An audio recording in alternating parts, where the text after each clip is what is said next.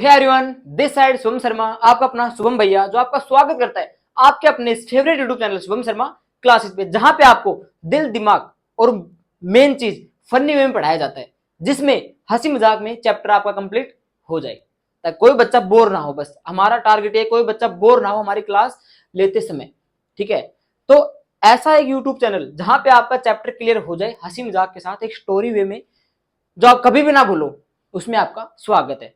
Before that video subscribe नहीं कर रखा, सब्सक्राइब कर लीजिए। बच्चे मेरे पास कहते हैं सर हमारे पास नोटिफिकेशन नहीं आई। अरे कैसे आएगी, बेल आइकन तो प्रेस करो यार, तभी तो आएगी, ऐसे कैसे आ जाएगी। ठीक है, थंबनेल देखकर आए हो आप, मेरे को पता है। और वैसे बच्चों को पता था कि सर आज acid base and salt start करवाने वाले हैं, चैप्टर नंबर 2 केमिस्ट्री का, 10th क्लास का। ठीक है, तो बिल्कुल सही है, शायद आपने पहले देख लिया उस नोटिफिकेशन को। ठीक है, अब देखिए हमारे पास आज हम चैप्टर स्टार्ट करने वाले हैं, वो है सबसे इंटरेस्टिंग चैप्टर जो आप शुरू से पढ़ते आ रहे हो। 6th 7th 8th 9th 10th तो भी है ही, तो आप मतलब प्रीवियस क्लासों में पढ़ चुके कि सर एसिड बेस साल्ट क्या होता है, अम्ल क्षार लवण क्या होते हैं। बहुत ही इजी चैप्टर है, बस इसमें थोड़ा सा कॉन्सेप्ट बढ़ा दिया, बस इसकी रिएक्शन करवा दी, दूसरों से लड़ाई करवा रखी है। वो लड़ाई भी हम पढ़ेंगे कि लड़ाई में जीतता कौन है।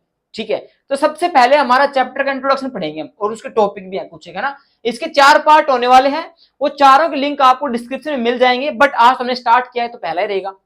ठीक है, तो देखिए एसिड बेस एंड साल्ट। ठीक है भाई, सभी को पता है सर क्या होता है नॉर्मल सा, लेकिन फिर भी हम बता रहे हैं कि हमारे इस पूरी पृथ्वी पे, मैंने पूरी पृथ्वी बता दी, जितने भी सब्सटेंस है ना, उन सभी को 3 भागों में डिवाइड कर रखा है। कितने भागों में? 3 टाइप्स में डिवाइड कर रखा है। और वो कौन से हो सकते हैं भाई? सर या तो एसिड होगा, बेस होगा, साल्ट होगा। भाई हम जो चीज खाते हैं पीते हैं कुछ भी करते हैं, खाते पीते हैं, वो तो क्या करते हैं, दान तो करते नहीं है। चलिए ठीक है, दान भी करते हैं। एसिड बेस एंड साल्ट, या तो सर एसिड होगा, बेस होगा, साल्ट होगा। ठीक है भाई, हो गया। अब सर जैसे मेरे को कोई कहे कि शुभम भैया आप ये नींबू अनिस को चक्कर बताओ कैसा है, तो मैं कह दूंगा भाई ये तो खट्टा है, श्योर है, यानी कि एसिड है, बता दिया।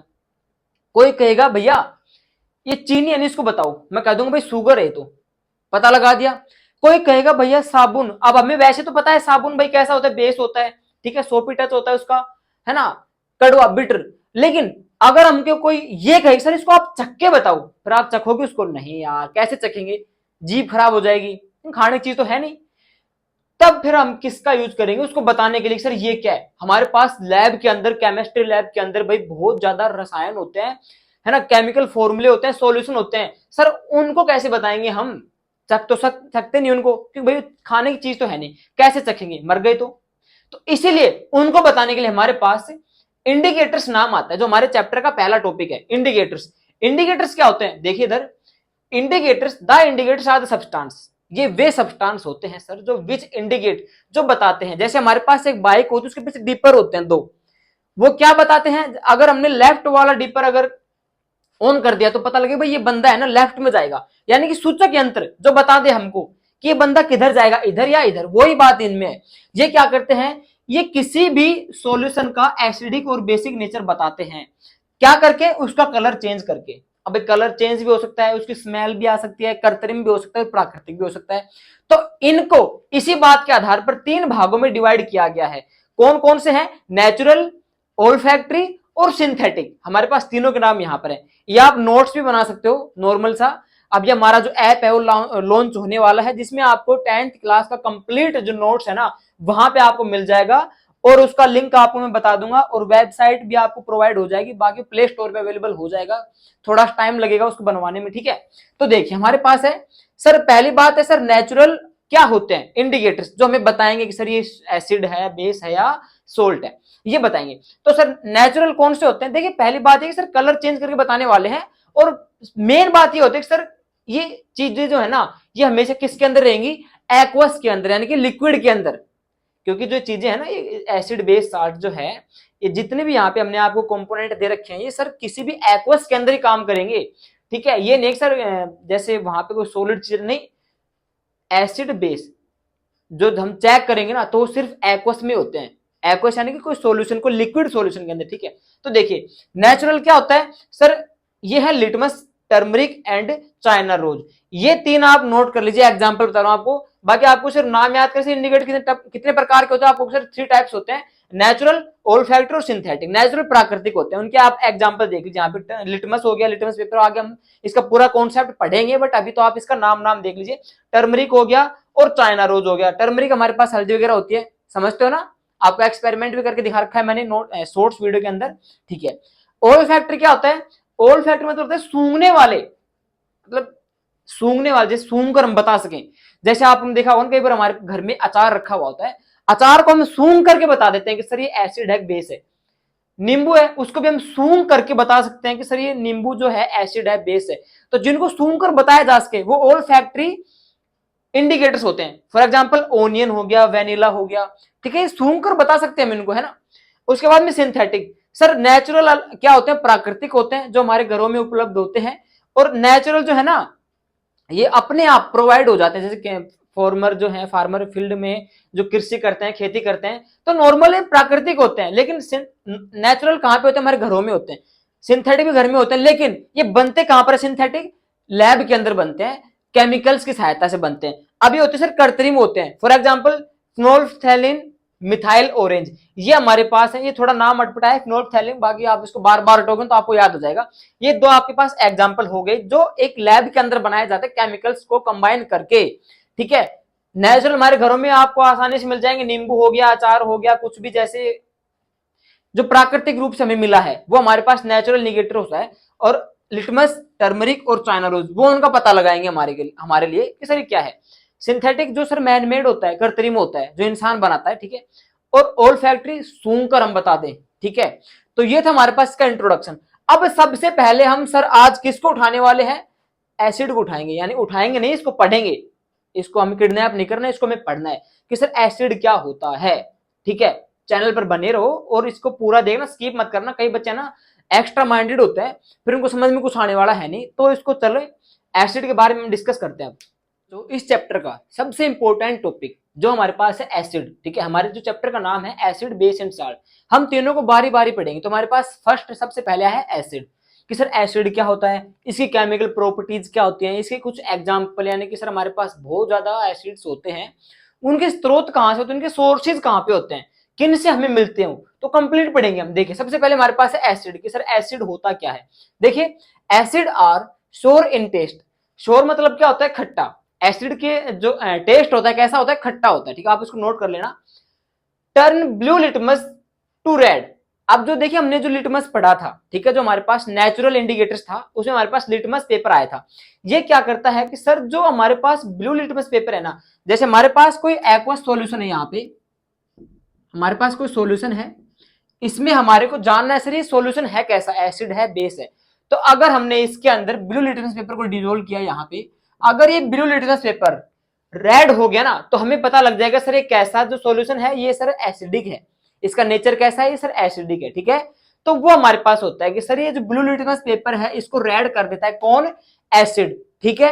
अच्छा भाई, and dissolve in water to release H positive ion, यानी कि H प्लस आयन रिलीज करता है। जैसे कि एसिड को जब भी आप किसी सॉल्यूशन के अंदर डिजोल्व करोगे तो ये क्या करेगा, H पॉजिटिव आयन रिलीज करेगा।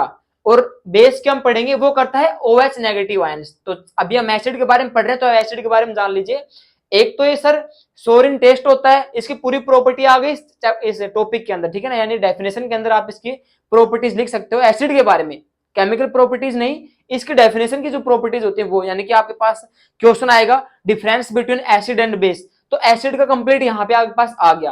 पहला पॉइंट है एसिड आर सोरिन टेस्ट, ठीक है, acid are turn blue litmus to red litmus, ठीक है। दूसरा पॉइंट हो गया ब्लू को रेड में कर देते हैं चेंज।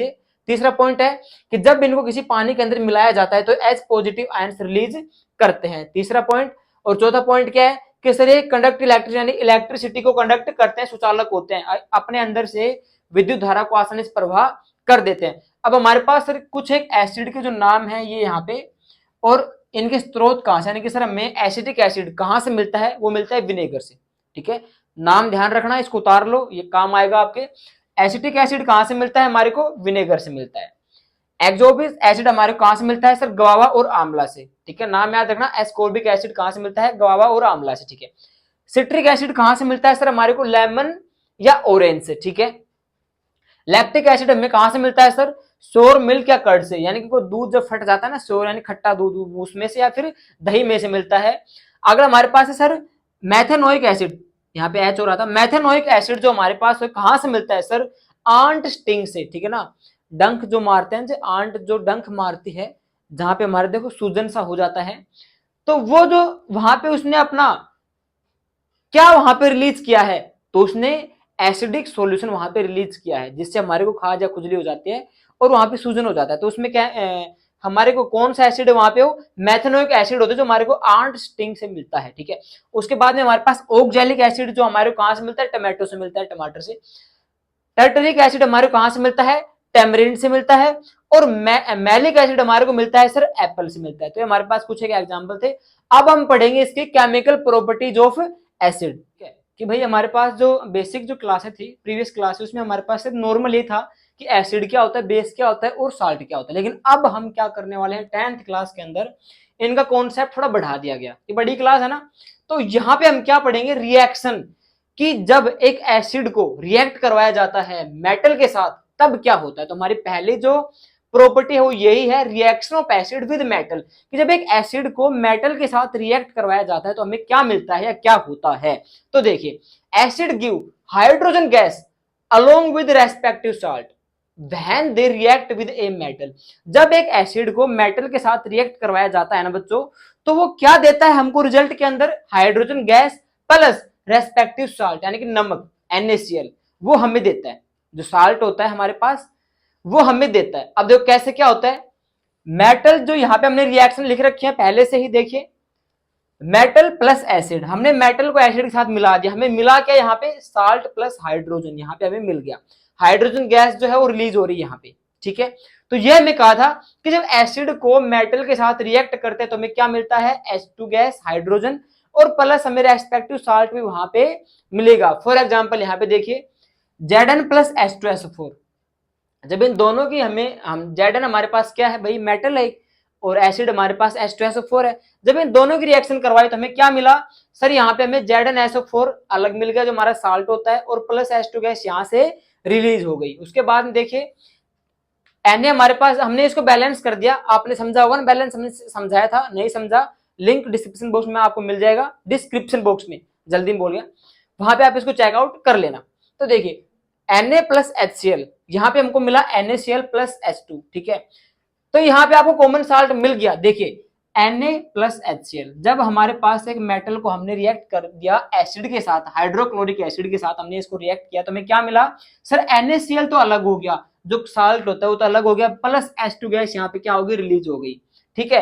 अब इसके बाद में सबसे बड़ी जो इसकी रिएक्शन हो यही है, यानी कि ये टॉपिक इसका बड़ा है, बाद में सारे छोटे टॉपिक आएंगे। कैसे कि सर एक बात और कही गई इसके अंदर कि test for H2 gas, H2 gas के लिए टेस्ट किया गया कि वाकई में क्या ये सही है गलत है, ठीक है। तो क्या हुआ देखिए, the gas evolved after reaction of acid with metal can be tested by bringing a lighted candle, कि जब एक एसिड को मेटल के साथ रिएक्ट किया गया तो जब हाइड्रोजन गैस बाहर निकली ना, तो उसको टेस्ट किया गया क्या करके, एक जलती हुई जो कैंडल है उसके पास ला करके, अगर वो वहां से गैस जो है अगर वो बम्प करेगी, कैसे, पॉप साउंड के साथ, तो हम समझ जाएंगे हाँ भाई यहाँ पे एसिडिक नेचर काम कर रहा है, जो मेटल के साथ रिएक्ट हुई है। क्या वाकई में H2 गैस है, अगर H2 गैस होगी तो कैसा साउंड आएगा, पॉप साउंड आएगा वहां पे। तो देखिए यहाँ पर हमारे पास हमने डायग्राम बना रखा है पहले से, क्योंकि भाई हमारे पास डिजिटल बोर्ड है नहीं, तो हमने इसको पहले से बना लिया। यहाँ पर देखिए ये हमारा एक स्टैंड है, दिख रहा होगा सभी को, ये हमारे पास एक स्टैंड है। यहाँ पे हमारे पास एक टेस्ट ट्यूब है जिसके अंदर हमने क्या भर रखा है भाई, H2SO4 का सॉल्यूशन भर रखा है, ठीक है। और इसके अंदर H2 गैस के बबल्स हैं। जहां पे आपको जो रेड रेड दिख रहा है ना, ये हमारे पास H2SO4 है, और जो ब्लैक कलर के डॉट है ये हमारे पास क्या है, H2 गैस के बबल है। और ये हमने क्या ले लिया, यहाँ पे सोप का सॉल्यूशन ले लिया। सोप यानी हम जानते हो ना क्या होता है, बेसिक इन नेचर होता है, हमने सोप का सॉल्यूशन यहाँ पे ले लिया। अब देखिए ये हमारे पास एक डिलीवरी ट्यूब है जो इस H2 गैस के बबल्स को इसके अंदर क्या करेगी, डालेगी। तो यहाँ पे H2 गैस बबल हो कुछ भी हो, ये इसके अंदर गए और यहाँ पे आ गए। अब यहाँ पे आने के बाद इन्होंने रिएक्शन किया किसके साथ, सोप के साथ। तो क्या हुआ देखिए, soap bubble with H2 gas. यहां पे जो इसके H2 गैस के जो बबल्स थे वो यहां पे आए, यहां पे आने के बाद वो किसके बन गए, सोप बबल बन गए H2 गैस के, यानी कि उनके अंदर क्या मिक्स हो गया, सोप मिक्स हो गया। जब यहां बाहर रिलीज होने के बाद उनके पास एक कैंडल को लाया गया, तो कैंडल ने क्या किया, वहां पे क्या रिएक्शन हुई, bringing of H2 gas with pope sound की जो H2 गैस है ना, वो किसके साथ वहां पे निकली, वहां पे पोप साउंड के साथ वहां पे प्रोड्यूस हुई। ये आपके पास एक सॉल्यूशन जो आपको याद करना है, और ये डायग्राम हर बार पूछते हैं, आपको बनाना आना चाहिए, मैंने तो बनाया, आपको बनाना आना चाहिए। तो ये हमारे पास एक छोटा सा डायग्राम था, टेस्ट किया गया था H2 गैस के लिए कि वहां पे पोप साउंड क्लियर सुनाई देता है, ठीक है। तो ये हमारे पास था। अब इसके जो नेक्स्ट प्रॉपर्टीज है वो हम पढ़ेंगे। अब नेक्स्ट हमारे पास जो इनकी प्रॉपर्टीज है, केमिकल प्रॉपर्टी, वो ये है reaction of acid with metal carbonate, और उससे अगली है reaction of acid with hydrogen carbonate. दोनों सेम है, जो रिएक्शन करने के बाद जो हमें प्रोडक्ट मिलेंगे वो दोनों में सेम मिलेंगे, बस थोड़े नाम अलग है इनके। बस देखिए यहाँ पे reaction of acid with metal carbonate क्या होता है कि एसिड गिव, एसिड क्या देगा हमें, जब रिएक्शन होगी तब एसिड हमें देगा कार्बन डाइऑक्साइड गैस विद नमक के साथ, यानी कि साल्ट के साथ, अलोंग विद वाटर, यानी कि हमें तीन चीजें देगा। कार्बन डाइऑक्साइड गैस रिलीज होगी वहां पे, विद रेस्पेक्टिव सोल्ट मिलेगा हमें, और वाटर भी मिलेगा, ठीक है, जब वो रिएक्शन करेंगे। तो यहाँ पे देखिए मेटल कार्बोनेट प्लस एसिड, जब एक मेटल कार्बोनेट को हमने एसिड के साथ रिएक्ट किया, जो हमारे पास दे रखा है हमें रिएक्शन, तो हमें क्या मिलेगा, salt plus carbon dioxide gas release हो जाएगी और वाटर हमें मिल जाएगा। फॉर एग्जांपल यहाँ पे देखिए हमारे पास Na2CO3 जो हमारे पास एक मेटल कार्बोनेट है, उसको हमने एसिड के साथ HCl के साथ क्या किया, रिएक्ट किया, तो हमें क्या मिला यहाँ पे NaCl जो हमारे पास साल्ट होता है, CO2 गैस यहाँ पे रिलीज हो गई, कार्बन डाइऑक्साइड, और हमारे पास प्लस H2O यहाँ पे रह गया, ठीक है। अगला देखिए हमारे पास reaction of acid with hydrogen carbonate. आप इनके एक एक याद कर सकते हैं, कोई दिक्कत नहीं है, आपके पास पूछा जाएगा कि एसिड की जो प्रॉपर्टी होती है वो लिख के दिखाओ, या फिर आपको सीधा नाम देगा reaction of acid with metal carbonate, तो आपको लिखना पड़ेगा। तो एक एग्जांपल बहुत होता है, बस इसकी डेफिनेशन याद कर लो कि हमें इस रिएक्शन के अंदर क्या मिलने वाला है, बस कंप्लीट, और आपको कुछ भी नहीं करना, ठीक है। तो देखिए मेटल कार्बोनेट हमने इसका देख लिया, यहाँ पे हमको मिल गया, ठीक है। अगला देखिए reaction of acid with hydrogen carbonate, same वही चीज है, हमें इसके अंदर भी एसिड क्या देगा, कार्बन डाइऑक्साइड गैस देगा with respective salt plus water हमें देगा, ठीक है। यहाँ पे देखिए सेम टू सेम है, कुछ नहीं करना आपको, हाइड्रोजन कार्बोनेट प्लस एसिड के साथ इसको रिएक्ट किया, तो हमें क्या मिला, salt plus carbon dioxide gas release हो जाएगी प्लस वाटर। फॉर एग्जांपल यहाँ पे NaCO3 हमारे पास हाइड्रोजन कार्बोनेट है, इसके साथ हमने क्या, हाइड्रोजन सल्फेट जो एसिड होता है हमने इसके साथ क्या कर दिया, मिक्स कर दिया, तो हमें क्या मिला यहाँ पे Na2SO4 सोल्ट प्लस CO2 हमारे पास यहाँ पे रिलीज हो गया, प्लस H2 हमारे पास मिल गया जो वाटर होता है। अब आप कह रहे हो सर यहाँ पे टू टू ये क्यों लगा दिया, हमने इसको बैलेंस किया है, ठीक है ना। जिसको नहीं पता तो हम दोबारा से कह रहे हैं, हमने इसके ऊपर पूरा वीडियो बना रखा है, लिंक आपको डिस्क्रिप्शन बॉक्स में मिल जाएगा, वहां पे आप उसको चेकआउट कर लो और समझ लो, ठीक है, कि बैलेंस कैसे करते हैं। बहुत इंपॉर्टेंट टॉपिक है, चैप्टर नंबर 1 का केमिकल रिएक्शन एंड इक्वेशन का। अब इसके हमारे पास लास्ट की 2 प्रॉपर्टी बच गई, वो और पढ़ लेते हैं। लास्ट में हमारे पास इसकी 2 प्रॉपर्टी आती हैं और दोनों सेम है, कुछ भी अलग नहीं है, दोनों सेम है। दोनों जब रिएक्ट करेंगे तो हमें क्या मिलेगा, साल्ट प्लस वाटर मिलेगा, ठीक है। बस आप इनका थोड़ा सा डेफिनेशन याद कर लीजिए, बस, और कुछ भी नहीं है इनके अंदर। देखिए यहाँ पे reaction of acid with base, मैं आपको क्यों समझा रहा हूं ये, देखिए दोनों सेम है, फिर भी आप मैं दोनों लिखवाई यहाँ पे, क्यों लिखवाई, क्योंकि आपके पास पता होना चाहिए आपको कि सर प्रॉपर्टीज ऑफ एसिड की जो रिएक्शन की जो प्रॉपर्टीज है वो सर 5 है हमारे पास, कितनी है, 5 है, और पांचों के आपको नाम याद होने चाहिए कि हमने इसको किस किस के साथ रिएक्ट करवाया है, ठीक है। तो वही मैं आपको समझा रहा हूं। चौथी इसकी है reaction of acid with base, कि जब एक एसिड बेस के साथ रिएक्ट करता है तो हमें क्या मिलता है बच्चों, तो मिलेगा हमें, जब दोनों की रिएक्शन होगी तो हमें क्या मिलेगा, क्या बनेगा वहां पे, साल्ट एंड वाटर बनेगा, ठीक है। और इस रिएक्शन को हम कहते हैं, एसिड जो बेस के साथ रिएक्शन करता है उस रिएक्शन का नाम क्या है, न्यूट्रलाइजेशन रिएक्शन। ये आपके पास सबसे इंपॉर्टेंट है यहाँ पे, कि जब एक एसिड बेस के साथ रिएक्ट करता है तो सर उस रिएक्शन को क्या कहा जाता है, न्यूट्रलाइजेशन रिएक्शन, ठीक है। आपके पास सीधा पूछ सकते हैं कि what is a neutralization reaction, तो आप क्या कहोगे कि जब एक एसिड को बेस के साथ रिएक्ट करते हैं और हमें मिलता है साल्ट एंड वाटर, इसे हम क्या कहते हैं, न्यूट्रलाइजेशन रिएक्शन। तो देखिए यहाँ पे हमारे पास एसिड प्लस बेस दोनों मिले, हमें क्या मिला, साल्ट एंड वाटर। हमारे पास एग्जांपल देख लीजिए यहाँ पे HCl plus NaOH, HNO3 plus KOH, तो यहाँ पे हमारे पास HCl और HNO3 दोनों एसिड है, और हमारे पास बेस कौन से हैं, NaOH प्लस KOH। क्योंकि देखिए बेस क्या होता है, वो हमेशा OH नेगेटिव आयन जो है ना रिलीज करता है। तो यहाँ पे दोनों के लास्ट में क्या लग रहा है, OH लग रहा है, यानी कि आप समझ जाओगे जिसके पीछे जो OH लग रहा है, OH आयन, तो वो क्या है हमारे पास सर बेस है। ठीक है, क्योंकि अगर एसिड होता है तो वहां पे H पॉजिटिव आयन रिलीज करते हैं। तो यहाँ पे देखिए जब रिएक्शन करेंगे तो क्या मिलेगा हमें, NaCl प्लस H2O वाटर मिल गया, और इसमें क्या मिलेगा, KNO3 प्लस H2O, दोनों में H2O बाहर आ गया और हमें सोल्ट यहाँ पे प्राप्त हो गया। ठीक है, उसके बाद देखिए reaction of acid with metal oxide, कि जब एक मेटल ऑक्साइड के साथ जब रिएक्शन होता है किसका, एसिड का, तो हमें क्या मिलेगा सर, तो देखिए यहाँ पे सेम है, साल्ट एंड वाटर मिलेगा। बट इसको हम न्यूट्रलाइजेशन रिएक्शन नहीं कह सकते, सिर्फ हम एसिड और बेस को ही कहेंगे। ठीक है, तो देखिए एसिड को जब हमने मिलाया मेटल ऑक्साइड के साथ तो हमें क्या मिला, प्रोडक्ट के अंदर साल्ट एंड वाटर हमें प्राप्त हो गया। फॉर एग्जांपल यहाँ पे देखिए HCl plus Na2O, H2SO4 plus MgO, दोनों हमारे पास क्या है सर, ये हमारे पास एसिड्स है, ये हमारे पास मेटल के ऑक्साइड्स हैं, Na2O प्लस MgO। देखो लास्ट में O आ रहा है यानी कि ऑक्साइड। ठीक है ना, ऑक्सीडेशन रिडक्शन आपने पढ़ा था ना, तो वो यहाँ पे ऑक्साइड है, यानी जिसके अंदर ऑक्सीजन मिली हुई है, ऑक्साइड। ठीक है, देखिए हमें मिला के यहाँ पे साल्ट मिल गया NaCl MgSO4 प्लस हमें वाटर यहाँ प्राप्त हो गया H2O और H2। ठीक है, तो ये हमारे पास था एसिड का कंप्लीट, जो आपको आई होप समझ में आ गया होगा। ठीक है, हम समझेंगे। एंड देखिए बेसिस क्वेश्चन मार्क, ये नहीं पढ़ा, नीचे वाला पढ़ना है। देखिए इनकी प्रॉपर्टीज बेसिस की क्या क्या होती है। पहली प्रॉपर्टीज पे ध्यान देते हैं, bases change the colour of litmus from red to blue. अच्छा, हमने एसिड की जब बात की थी तो वो क्या करता है, लिटमस पेपर में ब्लू से रेड करता है, और ये क्या करता है, रेड से ब्लू करता है। ठीक है, उसके बाद में अगली प्रॉपर्टी है, they are bitter in test.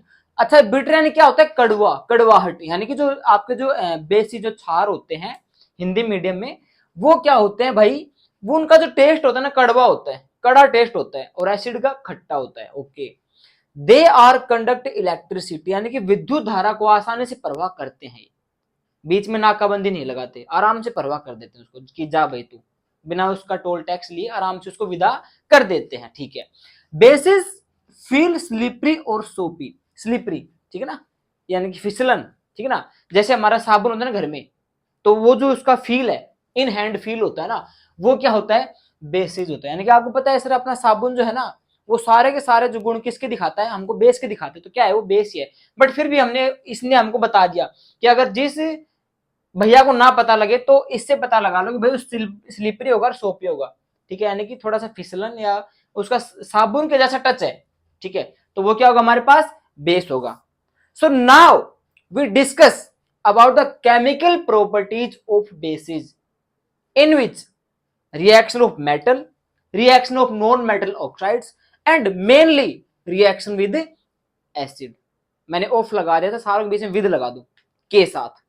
तो इन तीन प्रॉपर्टीज हैं, इनसे बाहर आपका 10th बोर्ड एग्जाम के अंदर कुछ भी नहीं आने वाला। ठीक है, जो मैं आपको यहाँ पे करवा रहा हूं ना, ये नोट्स ही हैं, समझ रहे हो, इनसे बाहर कुछ भी नहीं आता। 95 से ऊपर जिसको बनानी है ना, वो इनको अपनी नोटबुक के अंदर उतार लीजिए।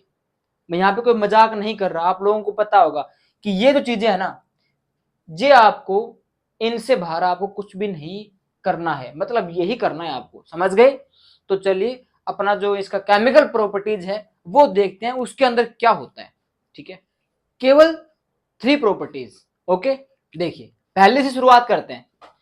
हमने एसिड की जो प्रॉपर्टी पढ़ी थी, उन्होंने रिएक्शन की थी।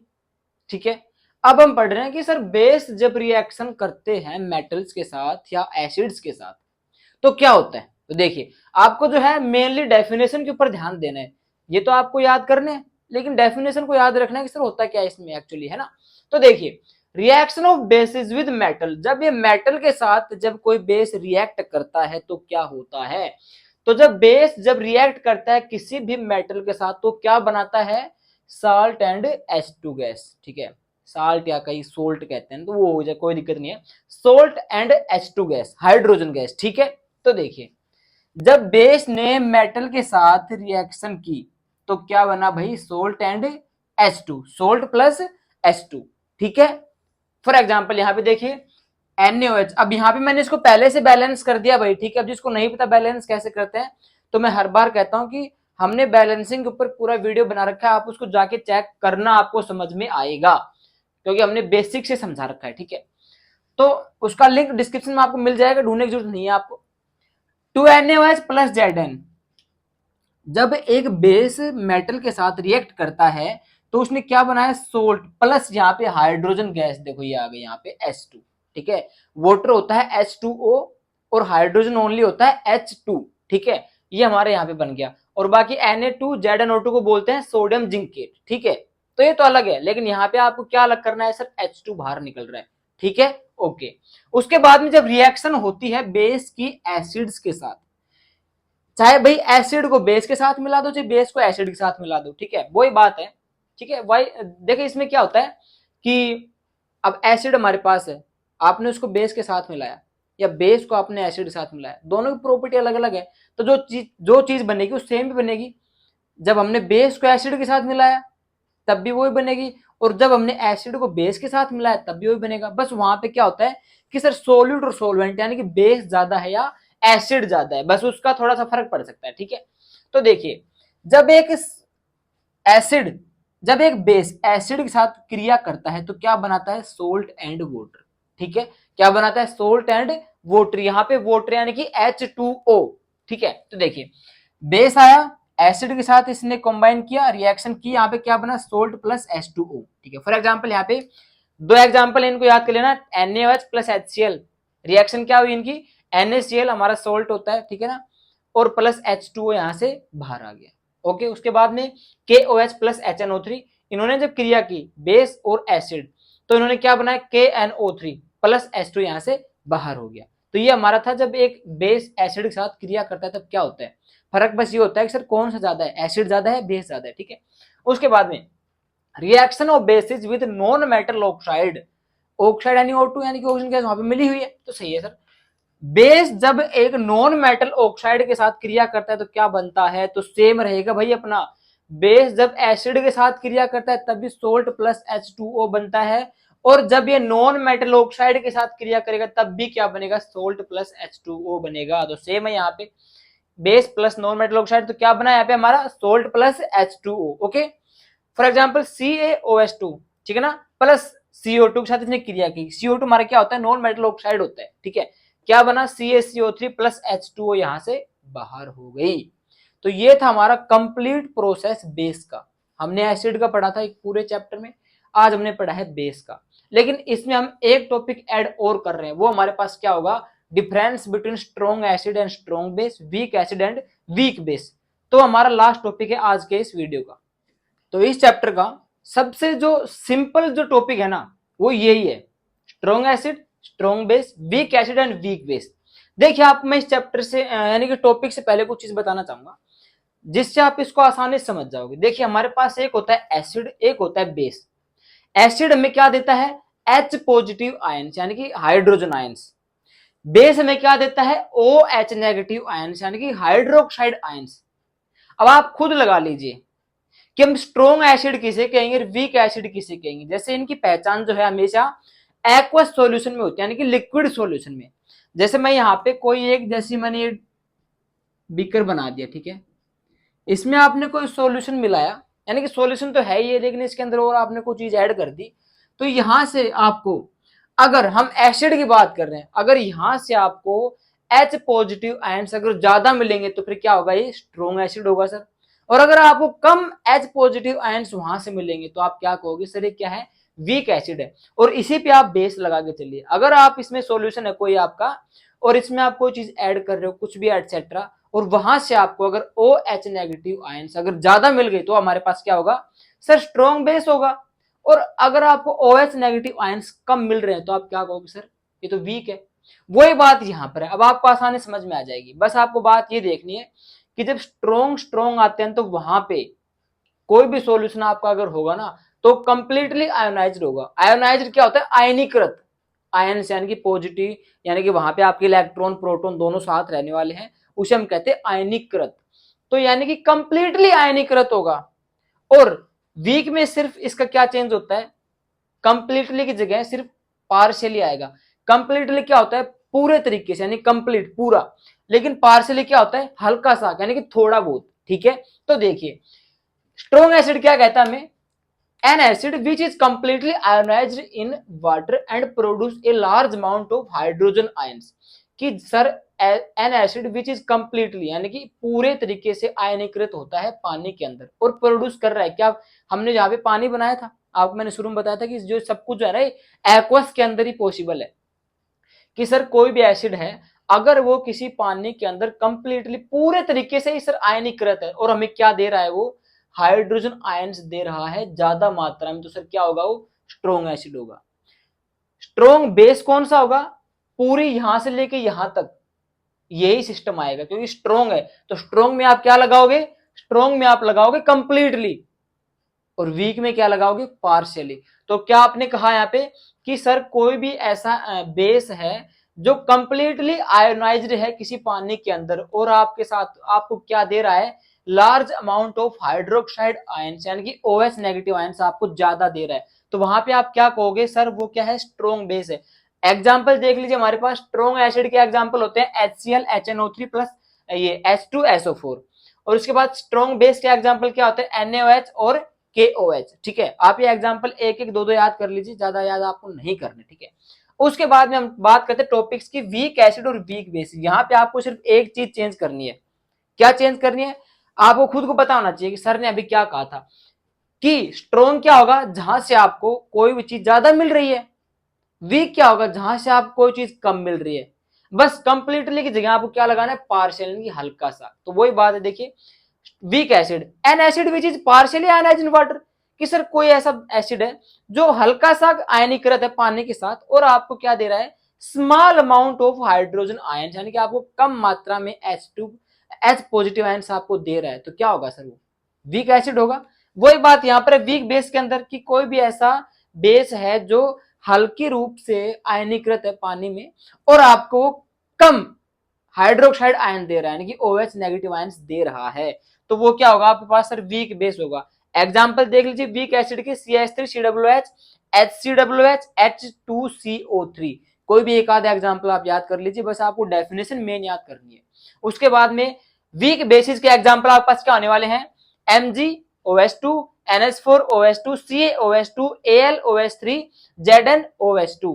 तो ये आपके पास आज का टॉपिक था, यानी कि आज की आपका जो लेक्चर था वो यही था कि आपको बेस के बारे में पता होना चाहिए, पूरा हमने आपको बता दिया, और आपको strong acid, strong base, weak acid और वीक बेस, ये क्वेश्चन बच्चों हर बार पूछा जाता है बोर्ड एग्जाम के अंदर, 5 नंबर का आता है, पूरा का पूरा आपसे ऐसे कैसे पूछा जाएगा।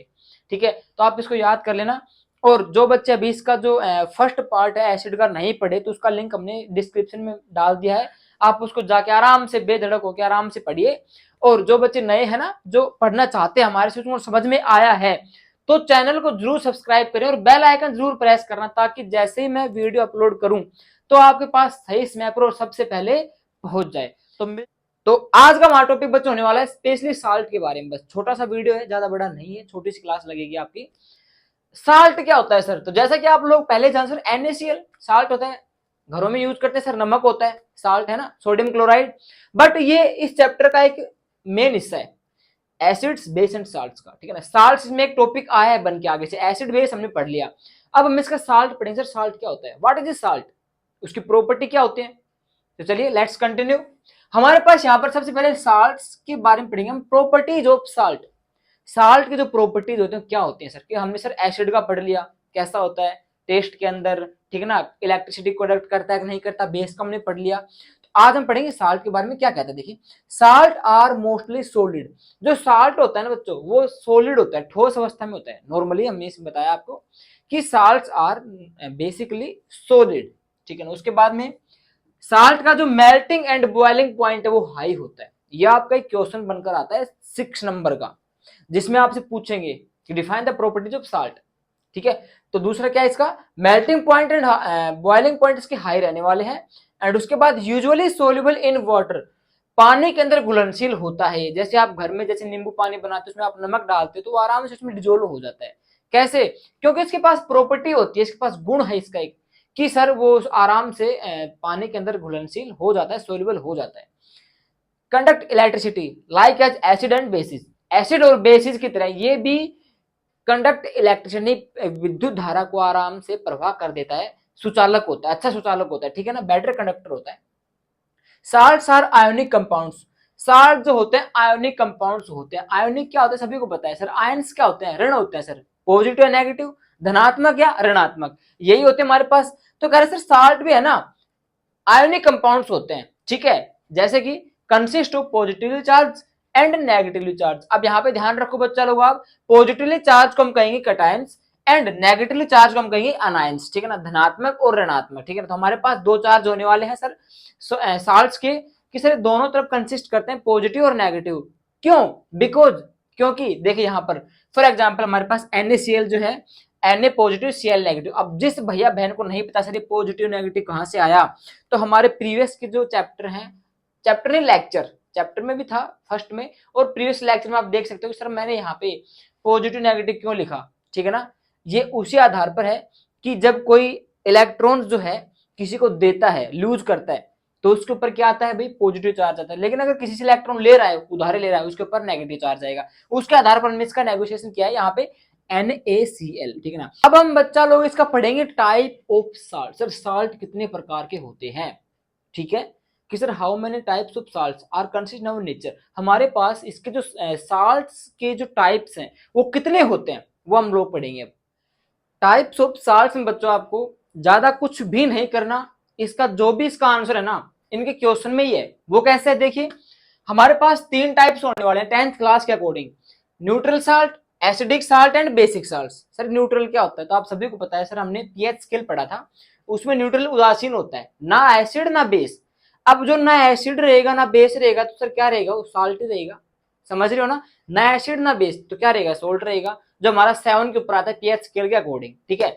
तो यहाँ पे देखिए बच्चा लोग टाइप्स ऑफ साल्ट, सर अब हमारे पास we have first types of salt रहेगा न्यूट्रल साल्ट। सर ये क्या होता है देखिए, इसमें स्ट्रॉन्ग एसिड स्ट्रॉन्ग बेस या वीक एसिड वीक बेस। देखिए सबसे सिंपल जो ट्रिक आपके लिए ढूंढ कर लाया हूं मैं वो ये है, देखिए पहले तीनों को देखिए आप लोग, फिर एक एक करके समझेंगे। एसिडिक साल्ट में क्या रहेगा सर, देखो नाम में क्या आ रहा है, एसिड आ रहा है, यानी कि एसिड सारा नाम के अंदर ही, इसका मतलब ये एक ऐसा कंसंट्रेशन रहेगा, मतलब एक ऐसा सॉल्यूशन रहेगा सर जिसके अंदर एसिड ज्यादा रहेगा और बेस कम रहेगा। बेसिक साल्ट्स के अंदर सर यहाँ पे एक ऐसा सॉल्यूशन है जहां पे बेस ज्यादा रहेगा एसिड कम रहेगा, आपको ये याद रखना है। यानी कि इस नाम के अंदर ये आंसर है, बेसिक साल्ट्स बेसिक ज्यादा एसिड कम, एसिडिक साल्ट में एसिड ज्यादा और बेस कम। तो अब देखिए यहाँ पर हमारे पास सर न्यूट्रल साल्ट क्या होता है, ये दोनों में कॉम्बिनेशन है इसका, दोनों अंदर साझा करता है, क्योंकि बीच में नहीं स्ट्रॉन्ग एसिड स्ट्रॉन्ग बेस रहेगा या फिर वीक एसिड वीक बेस रहेगा, बनेगा क्या, न्यूट्रल साल्ट प्लस H2 हमेशा बाहर आएगा, न्यूट्रल साल्ट प्लस H2। अब आप कहोगे सर H2 हर में बाहर क्यों आ रहा है, सर आपकी हर रिएक्शन के अंदर H2O बाहर आ रहा है, क्यों, क्योंकि बेटा लोग हमने आपको बताया था कि एक्वस के अंदर ही हम इसका प्रयोग कर सकते हैं। यानी कि हमारे पास जो एसिड बेसिस हैं इनका हम टेस्ट आउट कब करते हैं, सर आपको सीधी सी बात बताया कि हमारे पास सोल्ट जो क्या है सोल्यूबल इन वाटर है, हमने शुरू में पढ़ा था सर, लिटमस पेपर की वो बात अलग हो गई, लेकिन उसमें भी एक्वस सॉल्यूशन था, लेकिन यहाँ पर सोल्ट क्या है सर, सोल्यूबल इन वाटर है। तो यहाँ पे हम इसका जैकेट आउट करेंगे सर कहाँ पे, पानी के अंदर, तो यहाँ पे H2 तो ऑटोमेटिक बाहर आना ही है, ठीक है। तो देखिए इसके बाद में हमारे पास for example HCl plus NaOH reaction करवाई, हमारे पास क्या है NaCl प्लस H2O, यानी कि sir strong acid weak base weak acid weak base.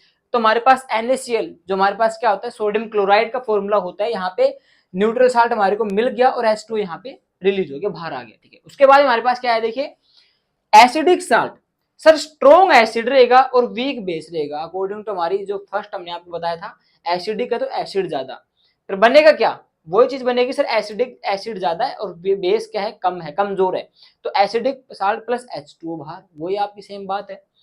For example H2SO4 plus MgO2, तो यहाँ पे हमारे पास क्या आ गया एसिडिक साल्ट आ गया, H2O बाहर। उसके बाद में सर बेसिक साल्ट में क्या रहेगा, तो आप लोग पहले तुरंत कर दो, सर ने बताया था हमारे को शुभम सर ने कि इसमें सर वीक तो एसिड रहेगा बट बेस क्या रहेगा स्ट्रॉन्ग रहेगा, और हमारे को मिलेगा क्या बेसिक साल्ट है ना, तो यहाँ पे क्या मिलेगा हमको बेसिक साल्ट मिलेगा और H2O बाहर हो जाएगा। फॉर एग्जाम्पल यहाँ पे हमारे पास H2CO3 2NaOH रिएक्शन आउट करवाया हमने, इसका Na2CO3 जो हमारे पास क्या बेसिक साल्ट होता है, और यहाँ पे हमारे पास H2O, ठीक है, ये आपको हर में बाहर निकालना पड़ेगा क्योंकि एक्वस सॉल्यूशन है भाई, सोल्यूबल इन वाटर है, ठीक है ना। तो ये हमारे पास आज का स्वीट सा टॉपिक था according to our fourth lecture. शायद हमारे 3 लेक्चर पहले कंप्लीट हो चुके हैं। तो यहाँ पे आपको हमने बताया आज ओनली साल्ट के बारे में, उसके अलावा हमने आपको कुछ भी नहीं बताया, केवल साल्ट पढ़ लीजिए आप लोग, क्योंकि हमारे पास चैप्टर का जो है ना मेन बेस 3 चीजें हैं। कौन कौन सा है sir? Acid, salt and base. Acid base हमने पढ़ लिया, साल्ट हमारा ये है, ठीक है। पीएच स्केल हमने पहले पढ़ लिया। अब हम पढ़ेंगे इसका फॉर्मेशन ऑफ साल्ट, कि सर साल्ट बनता कैसे, उसकी फॉर्मेशन कैसे होती है सर। तो बच्चों आज हम पढ़ने वाले हैं, जैसे हमारा जो प्लेलिस्ट चल रहा था एसिड बेस एंड साल्ट, उसका हमारे पास एक लास्ट टॉपिक है, उसके हमारे पास 6 या 7 उसके सब टॉपिक बनने वाले हैं। वो हमारे पास है फॉर्मेशन ऑफ साल्ट या साल्ट एंड इट्स फॉर्मेशन, जिसका हम आज 2 उसके टाइप पढ़ेंगे, ठीक है। सबसे पहला हमारे पास होने वाला है कॉमन साल्ट, जिसका हम घर पे यूज करते हैं, ठीक है। सभी बच्चे जानते हैं सर नमक और नमक कैसे बनता है। तो नॉर्मली आप बेसिक जो क्लासों में पढ़ चुके हो कि सर समुद्र के पानी में है ना वाष्पीकरण प्रक्रिया से, यानी कि इवेपोरेशन से हम क्या करते हैं, पानी तो भाप बनकर उड़ जाता है और सर नीचे नमक रह जाता है। तो वो भी इसमें है, जिस बच्चे को वो चीज याद है वो भी यहाँ पर आएगी, इंक्लूड है इसके अंदर, ठीक है। तो आराम से समझना है आपको। और जिन बच्चों ने पीछे के लेक्चर अटेंड नहीं किए, कोई कारणवश या सब्सक्राइब उस टाइम नहीं कर रखा था, तो हमने उन सभी लेक्चर के जो लिंक हैं डिस्क्रिप्शन बॉक्स में डाल दिए हैं, वहां पे आप जाके पहले उनको पढ़ना और फिर यहां पर आना, ताकि आप कंफ्यूज ना हो कि सर आप ये कहां से पढ़ा रहे हो कहां से नहीं पढ़ा रहे हो, ठीक है ना। This is the last topic of this chapter acid base and salt, ठीक है। तो देखिए हमारे पास सबसे पहले सर कॉमन साल्ट। देखिए एक एक चीज बढ़ाऊंगा आपको बारीकी से, जो आपके नोट्स के अकॉर्डिंग रहने वाली है, जिसमें आपका एनसीईआरटी का हर एक पॉइंट क्लियर हो जाएगा और आप एग्जाम में यूक्यू भी लिखकर आ जाओगे ना तो भी नंबर आप कटने वाले नहीं हैं, ठीक है। कॉमन साल्ट, देखिए इसमें आपका सबसे पहले आएगा सर इसका कॉमन साल्ट का केमिकल नेम क्या होता है, तो सर सोडियम क्लोराइड होता है कॉमन साल्ट। जैसे घर में हम जो नमक यूज करते हैं ना बच्चा लोग, वो हमारे पास क्या होता है, सोडियम क्लोराइड होता है, that is chemical formula NaCl, ठीक है। तो हमारे पास NaCl हो गया। अब सर इसकी बात आते हैं फॉर्मेशन, सर प्रिपरेशन की इसकी है ना, प्रिपरेशन। तो देखिए प्रिपरेशन कैसे होता है, हमने लिया sir hydrogen chloride HCl plus NaOH sodium hydroxide, हमने 2 चीजें ली, एक HCl लिया और एक हमने NaOH लिया, ठीक है ना।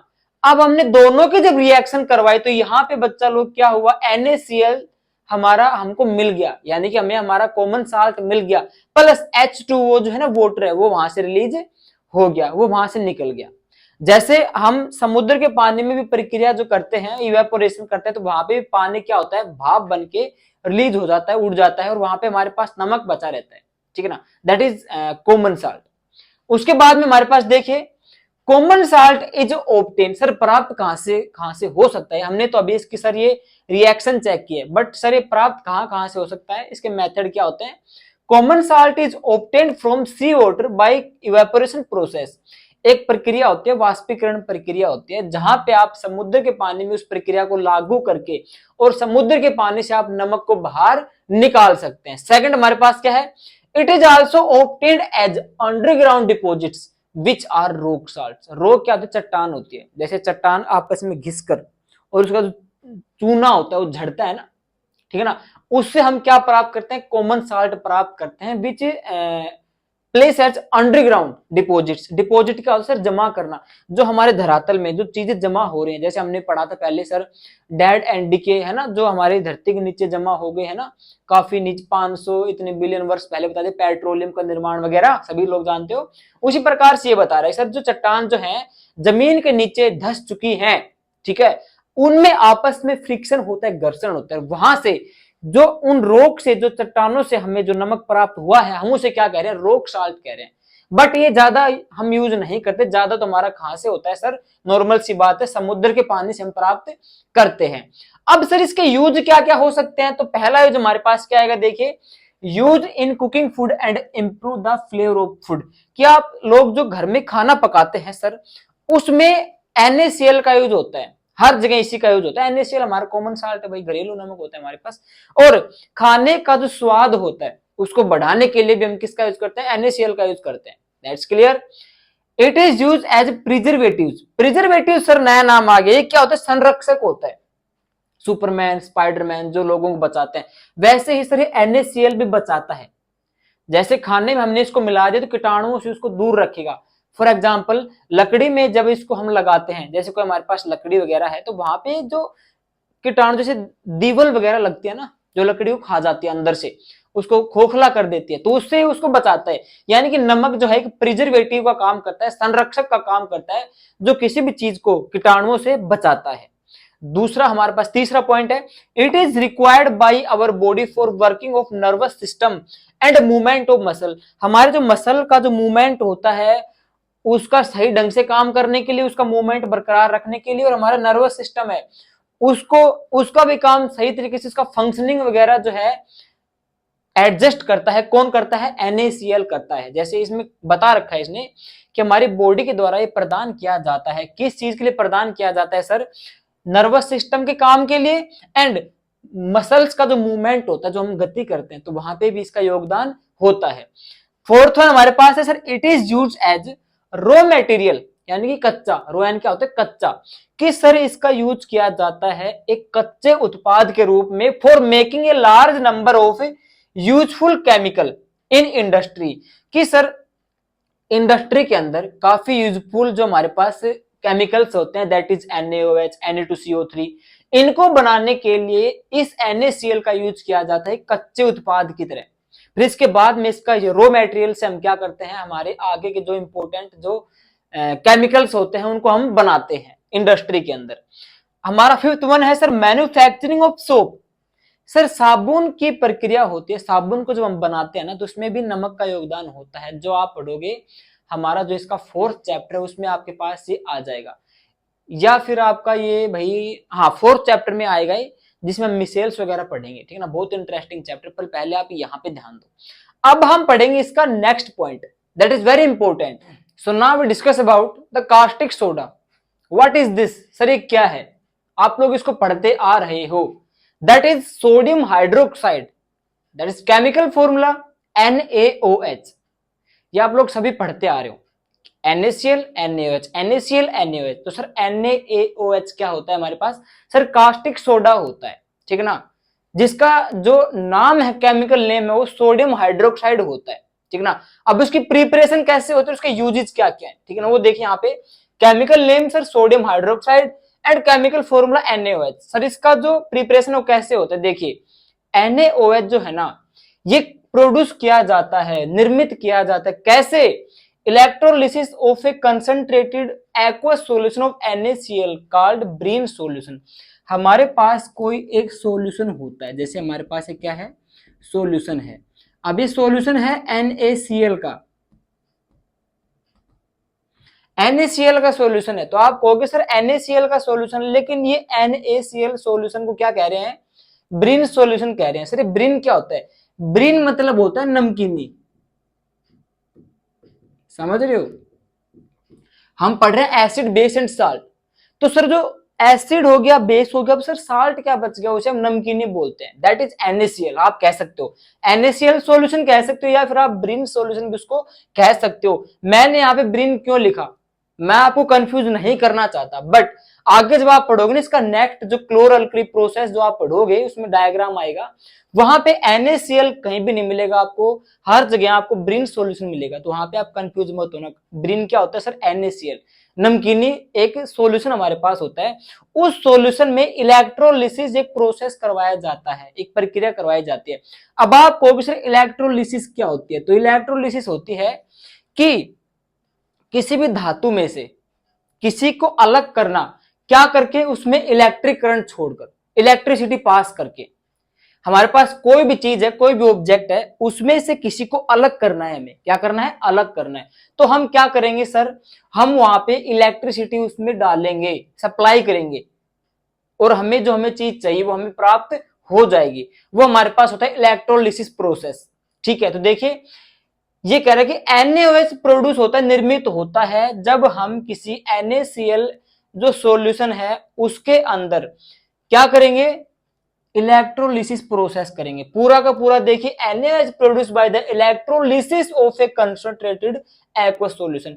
हमारे पास कोई भी सॉल्यूशन है NaCl का होना चाहिए, वहां पे हम इलेक्ट्रोलिसिस प्रोसेस करेंगे। ये नहीं सर आप इलेक्ट्रोलिसिस हर जगह कर दोगे, नहीं, ये अप्लाई होता है NaCl सॉल्यूशन के अंदर जब हमें प्राप्त करना होता है क्या, NaOH, ठीक है ना। तो वहां पे आप क्या करोगे सर, इलेक्ट्रोलिसिस प्रोसेस। दोबारा बता रहा हूं इलेक्ट्रोलिसिस क्या होता है सर, हमें क्या प्राप्त करना है, NaOH प्राप्त करना है। अभी इलेक्ट्रोलिसिस होता क्या है सर, किसी भी चीज में से हमें कोई चीज अगर प्राप्त करनी है ना, तो वहां पे हम क्या करेंगे, इलेक्ट्रिसिटी को वहां पे क्या करेंगे, पास करेंगे, इलेक्ट्रिक करंट वहां पर छोड़ेंगे। तो वो आप कहां पे समझोगे, देखिए यहाँ पे हमारे पास सर है NaCl सोडियम क्लोराइड प्लस वहां पे पानी मिला हुआ है। पानी यहाँ पे मैंने क्यों लिखा, क्योंकि सर हमारी जो भी प्रक्रिया चलेगी कहां पे चलेगी, एक्वस सॉल्यूशन में चलेगी, यानी कि हमारे पास एक सॉल्यूशन होगा जो हमारा लिक्विड सॉल्यूशन होगा। तो मैंने यहाँ पे H2O लिख दिया, ठीक है। अब इस सॉल्यूशन के अंदर हमें NaCl से प्राप्त करना है NaOH, ठीक है, क्या प्राप्त करना है, NaOH। तो मैंने आपको कहा था कि हमें एक किसी भी ऑब्जेक्ट में से दूसरा ऑब्जेक्ट प्राप्त करना है, तो हम क्या करेंगे, वहां पे इलेक्ट्रोलिसिस प्रोसेस करेंगे। बात कब की है, NaCl का सॉल्यूशन हमारे पास होना चाहिए। तो हमने यहाँ पे इलेक्ट्रोलिसिस किया, ये रहा इलेक्ट्रिक करंट यहाँ पे हमने प्रेजेंस में रखा, यहाँ पे रिएक्शन हो रही है in the presence of electric current. तो यहाँ पे क्या हुआ, हमारे पास NaOH बाहर आ गया, जो प्योर NaOH हमको मिल गया, सोडियम हाइड्रोक्साइड, और यहाँ पे हाइड्रोजन गैस और क्लोरीन गैस रिलीज हो गई, छूमंतर हो गई, और हमें NaOH यहाँ पे मिल गया। अब आगे हमारे पास इसके यूजेस क्या होते हैं सर, देखिए, for making soaps and detergent, साबुन या डिटर्जेंट जो हमारे पास होते हैं उनको बनाने के लिए सर कास्टिक सोडा का यूज किया जाता है, ठीक है ना। जो का हमारे सोप जो डिटर्जेंट होते हैं, सोप हमारा हार्ड वाटर में काम नहीं देता, और डिटर्जेंट हमारा हार्ड वाटर होता है, सॉफ्ट वाटर दोनों में काम देता है। ये आप आगे पढ़ोगे, ठीक है, नॉर्मल मैं आपको समझा रहा हूं। Manufacturing of paper and textile fibre, textile क्या होता है, अब आपको सर क्या होता है, टेक्सटाइल होता है कपड़ा, कि सर कपड़ा बनाने में कौन सा कपड़ा सर, आर्टिफिशियल टेक्सटाइल। इसके पीछे क्या लिखना है आपको, आर्टिफिशियल, यानी कि सर कृत्रिम कपड़ा बनाते हैं ना वहां पे, और पेपर बनाने, कागज बनाने के काम में इसका उपयोग, हम इसका लिया जाता है उपयोग इसका, ठीक है ना। It is use for greasing of the metals, हमारे पास धातु होती है, अब उसके ऊपर हम ग्रीसिंग करते हैं, ग्रीसिंग यानी चिकनाई होती है, क्यों लगाते हैं, ताकि वो कोरोजन से बची रहे, जंग लगने से बची रहे, ठीक है। तो वहां पे हम कह रहे हैं सर कास्टिक सोडा वहां पे हम अप्लाई करेंगे, ठीक है, मेटल्स के ऊपर ग्रीसिंग करेंगे। ग्रीसिंग आप सभी जानते हो सर, जैसे हमारे पास जरूरी नहीं है सर वहां पे कोरोजन अप्लाई हो रहा है, वो हो रहा नहीं, कोई अगर हमारे पास घर में कोई इक्विपमेंट है मेटल से बना हुआ, अगर वो काम नहीं कर रहा, ठीक है ना, तो हम उसमें जैसे ऑयल वगैरह डालते हैं, जल्दी काम करे, है ना, बिना रुके काम के। हमारे पास कोई मशीन है वो कई दिनों से बंद पड़ी है ना, अब वो अपना काम जो है ना सही तरीके से नहीं करे प्रॉपरली, तो हम वहां पे ग्रीसिंग करते हैं, उसमें ऑयल डालते हैं ताकि वो अपना काम प्रॉपरली करे, ठीक है ना। तो वहां पे ग्रीसिंग ऑफ मेटल्स कह रहे हैं। एंड ऑयल रिफाइनिंग, तेल को शुद्ध करना, रिफाइनिंग क्या होता है, संशोधन, यानी कि शुद्ध, परिष्कृत कर रहे हैं हम उसको, साफ कर रहे हैं। एंड मेकिंग डाइज, डाइज क्या होता है, कलर बनाने के काम में ये आता है। डाई आप वो मत समझना, वो भी हो सकती है जो बालों में करते हैं भाई, हेयर के अंदर अप्लाई करते हैं रंग बिरंगे बाल करने के लिए, छपरी स्टाइल। बाकी मेकिंग डाइज यानी कि सर वहां पे हम कलर भी बनाएंगे, किसे, कास्टिक सोडा से बनाएंगे।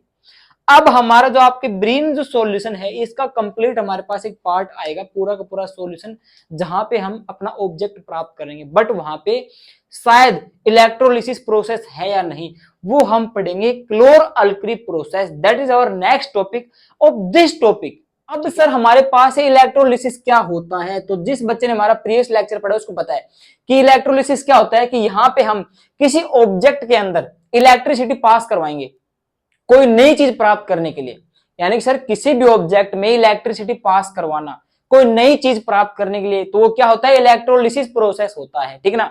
अब सर हमारे समझ में आ गया कि what is क्लोर alkali process, but sir इस प्रोसेस को हम क्लोर अल्कली क्यों कहते हैं, हमारे पास एक प्रोसेस तो है, इसको सर हम क्लोर अल्कली क्यों कहते हैं। तो देखिए हमारे पास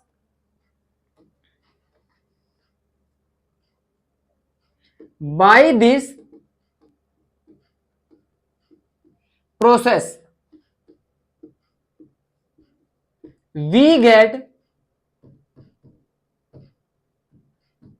we get two products, that is, उनके नाम क्या है हमारे पास, एक हमारे पास होगा NaOH, that is sodium hydroxide,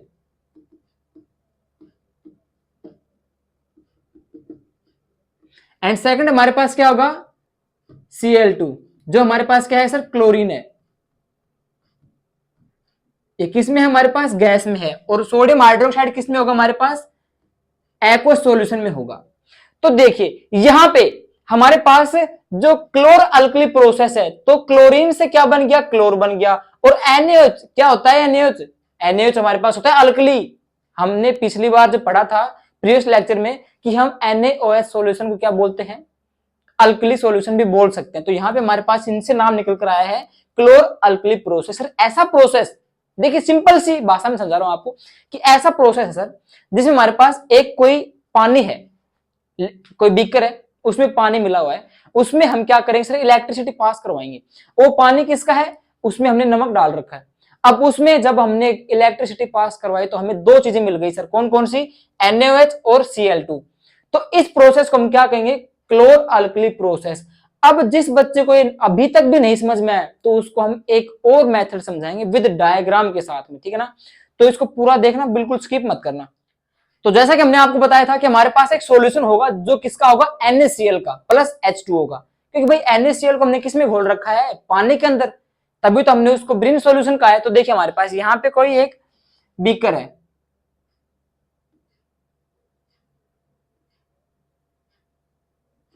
ये हमारे पास सर हो गया बीकर। अब इसमें सर यहां तक क्या है, हमारे पास एक सॉल्यूशन है किसका, NaCl प्लस H2O का। ये क्या है सर, NaCl प्लस H2O, ठीक है, जिसको हम क्या बोलते हैं, ब्रिन बोलते हैं। क्या बोलते हैं सर, ब्रिन बोलते हैं। कोई पूछे ब्रिन क्या होता है, तो सर नमक को पानी में जब हम घोलते हैं तो सॉल्यूशन को हम क्या बोलते हैं, ब्रिन बोलते हैं, ठीक है। अब हमें पता है कि सर हमारा पूरा प्रोसेस हम क्यों बना रहे हैं, कि हमें सर क्या प्राप्त करना है, हमें NaOH प्लस Cl2 प्राप्त करना है। लेकिन वो कब प्राप्त होगा, जब हम इसमें क्या करवाएंगे, इलेक्ट्रोलिसिस प्रोसेस करवाएंगे। अब वो करवाने के लिए हमें क्या चाहिए, हमें सर इलेक्ट्रिसिटी चाहिए। उसके लिए सर हमें पॉजिटिव और नेगेटिव इलेक्ट्रोड भी चाहिए। तो हमने यहां पर लगा दिया, दो इलेक्ट्रोड हमने यहां पर लगा दिए, ठीक है।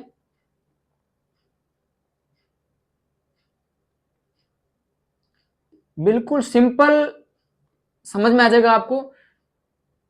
यहां पे इनके दो सेल लगा दिए हमने, ठीक है बच्चा लोग, ये हमारे पास सेल हो गए इनके।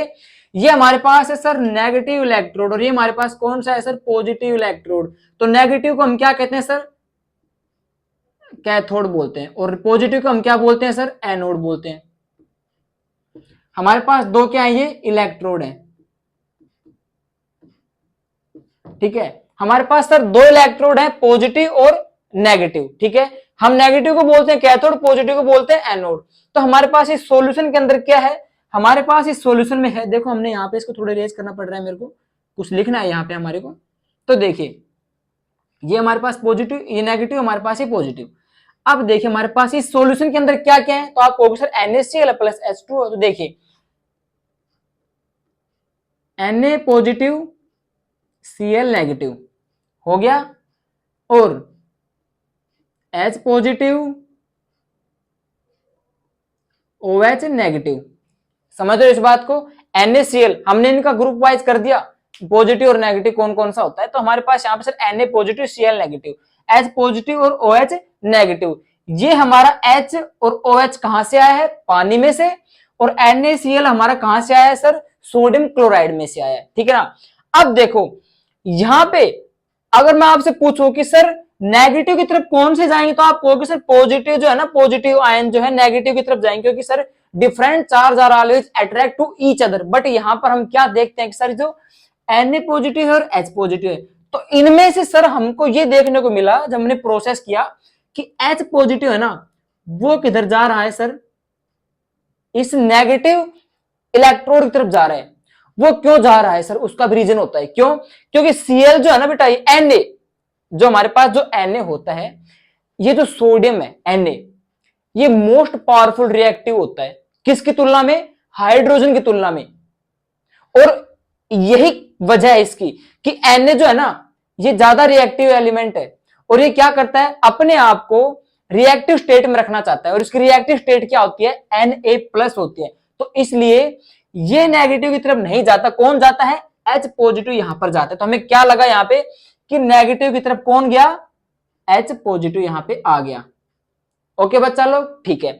अब सेम केस इधर आता है हमारे पास कि सर जो पॉजिटिव है उसकी तरफ कौन कौन आने चाहिए, Cl नेगेटिव और OH नेगेटिव, बट यहां पर Cl दौड़कर गया कहां पे, इस पॉजिटिव इलेक्ट्रोड की तरफ। क्यों गया, क्योंकि Cl का जो साइज होता है ना वो OH की तुलना में बहुत बड़ा होता है। तो यही कारण है कि Cl कहां पर चला जाएगा, इस पॉजिटिव की तरफ चला जाएगा, क्योंकि इसकी तरफ और क्षमता नहीं होती कि और ज्यादा इलेक्ट्रॉन ये ग्रहण कर सके, ठीक है ना। तो किधर जाएगा, पॉजिटिव की तरफ चला जाएगा।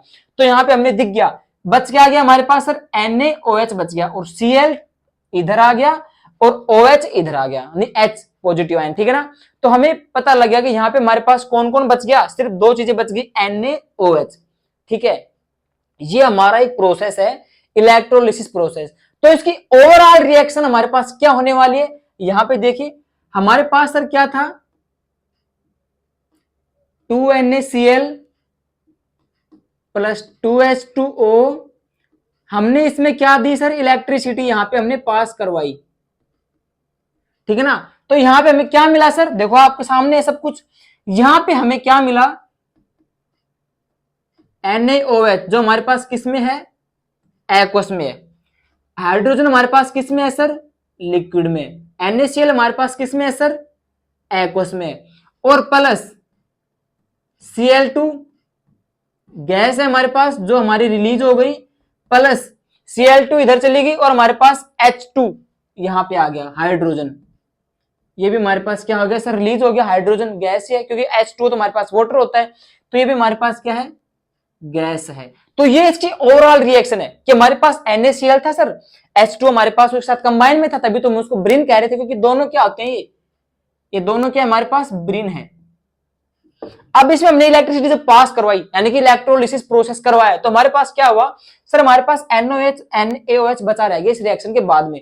और अब इसमें से कौन कौन बाहर हो गया, Cl2 और H2, ये हमारे दोनों के दोनों गैसें बाहर निकल गई। तो हमें क्या प्राप्त हो गया, NaOH प्लस Cl2 दोनों हमें प्राप्त हो गई, और हमें यही चाहिए था इस प्रोसेस के दौरान।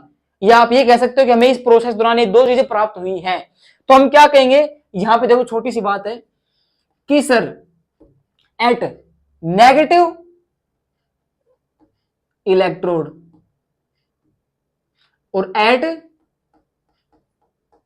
Positive electrode. अच्छा सर, नेगेटिव इलेक्ट्रोड की तरफ से कौन रिलीज हुआ है, तो यहां पे देखो H पॉजिटिव आयन यहां पे रिलीज हो गई, ठीक है। और सर अगर हम बात करें पॉजिटिव इलेक्ट्रोड की तरफ से हमारे पास कौन रिलीज हुआ है, तो आप क्या कहोगे सर, यहां पे हमारा रिलीज हुआ है सर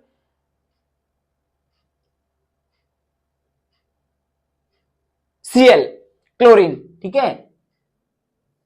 ये हमारे पास रिलीज हो गए, ठीक है। तो ये था इसका पूरा फंडा किसका, इलेक्ट्रोलिसिस प्रोसेस का, और इसे हम क्या कहते हैं सर, क्लोरोअल्कली प्रोसेस कहते हैं। आई होप सभी बच्चों को क्लियर हो गया होगा, और जिसको नहीं हुआ तो कमेंट कर दिया करो, हम उसको फिर से लेके चलेंगे आप लोगों के लिए। तो ये था हमारा क्लोरोअल्कली प्रोसेस। तो बच्चों आज इस लेक्चर में हम पढ़ने वाले हैं ब्लीचिंग पाउडर और बेकिंग सोडा के बारे में। बाकी चैप्टर का नाम और चैप्टर कौन सा है ये तो आप सभी को पहले शायद पता होगा, जो मेरे से बच्चे जुड़ रहे हैं, जो लगातार क्लास ले रहे हैं। तो आज हम पढ़ेंगे सर ब्लीचिंग पाउडर और बेकिंग सोडा क्या होते हैं, इनका केमिकल नेम, केमिकल फॉर्मूला, इनकी प्रिपरेशन और इनके यूजेज। तो दो टॉपिक आज के इस लेक्चर में हम पढ़ने वाले हैं। तो जल्दी से नोटबुक और अपनी कॉपी पेन वगैरह सब कुछ निकाल लीजिए और लिखने के लग जाइए, क्योंकि आपको हम सीधे नोट्स प्रोवाइड करवाते हैं, समझ रहे हो ना। हम ये नहीं कहते आपको कि हमारे ऐप पर जाओ, वहां पे आपको लॉगिन करना पड़ेगा, फिर उसको परचेज करो, नहीं, हम बिल्कुल फ्री पढ़ाते हैं आपको, सीधे नोट्स आपको यहाँ पे प्रोवाइड हम कर रहे हैं। तो सबसे पहले हम बात करेंगे सर ब्लीचिंग पाउडर क्या होता है। ब्लीचिंग से हमारे को एक नाम याद आता है सर, ब्लीचिंग मतलब तो साफ करना होता है, कि किसी भी चीज को हम साफ करेंगे सर। तो सही बात है आपकी, बिल्कुल सही पकड़े आप लोग कि ब्लीचिंग क्या होता है सर, हम किसी चीज को साफ कर रहे हैं और फिर उसके बाद पाउडर है, तो ब्लीचिंग पाउडर यानी कि ऐसा कोई पाउडर है जिससे हम किसी चीज को साफ करेंगे। अब सर वो होता क्या है, तो देखिए हमारे पास क्या है यहाँ पे ब्लीचिंग पाउडर, इसका केमिकल फॉर्मूला होता है बच्चों CaOCl2, यानी कि केमिकल नेम क्या हो जाएगा इसका, कैल्शियम ऑक्सीक्लोराइड। अब ये ऑक्सी क्या है, यानी ऑक्सीजन। अब सर इस जो हमारे पास ये है ना, ये ब्लीचिंग पाउडर, इसका सर कहीं ना कहीं ऑक्सीजन से कुछ ना कुछ मतलब है, रिश्ता है। अब वो क्या है वो हम पढ़ेंगे अब, क्योंकि इसके नाम में ऑक्सी लग रहा है ना। तो देखिए हमारे पास यहाँ पे इसकी प्रिपरेशन सबसे पहले देख लीजिए आप लोग। CaOH यानी calcium hydroxide plus chlorine reaction करवाए तो हमारे को क्या मिल गया, हमारा ब्लीचिंग पाउडर हमें मिल गया, और वहां पे पानी जो है वो रिलीज हो गया, यानी कि हमें पानी भी मिल गया प्लस उसके साथ H2 हमको मिल गया। यानी कि हम लोगों ने क्या समझा कि पूरी रिएक्शन हमारी किसके अंदर हुई है, लिक्विड के अंदर हुई है, यानी कि एक एक्वस के अंदर हुई है हमारे पास। ठीक है, ये बात समझे आप, क्योंकि हमारे को यहाँ पे क्या मिल रहा है सर, हमारे को H2O मिल रहा है, यानी कि वाटर मिल रहा है। ठीक है, अब देखिए इसका यूज क्या होता है, इसमें आपको क्लियर हो जाएगा इसलिए इसका नाम के अंदर ऑक्सी क्यों लगा है। देखिए पहला यूज क्या है इसका, सर ब्लीचिंग मतलब क्या होता है, साफ करना। यानी कि सर जो कपड़े होते हैं, डर्टी क्लोथ्स होते हैं लॉन्ड्री के अंदर, उनको क्या किया जाता है, इसे साफ किया जाता है सर। ठीक है, हम जैसे उनके ड्राई क्लीन करवाते हैं वगैरह वगैरह करवाते हैं, यानी कि धोबी पे उसको धोने के लिए देके आते हैं ना लॉन्ड्री पे, तो वहां पे उनको साफ करते हैं तो ब्लीचिंग पाउडर से साफ किया जाता है ताकि वो अच्छे से उनका मैल साफ हो जाए वहां पे।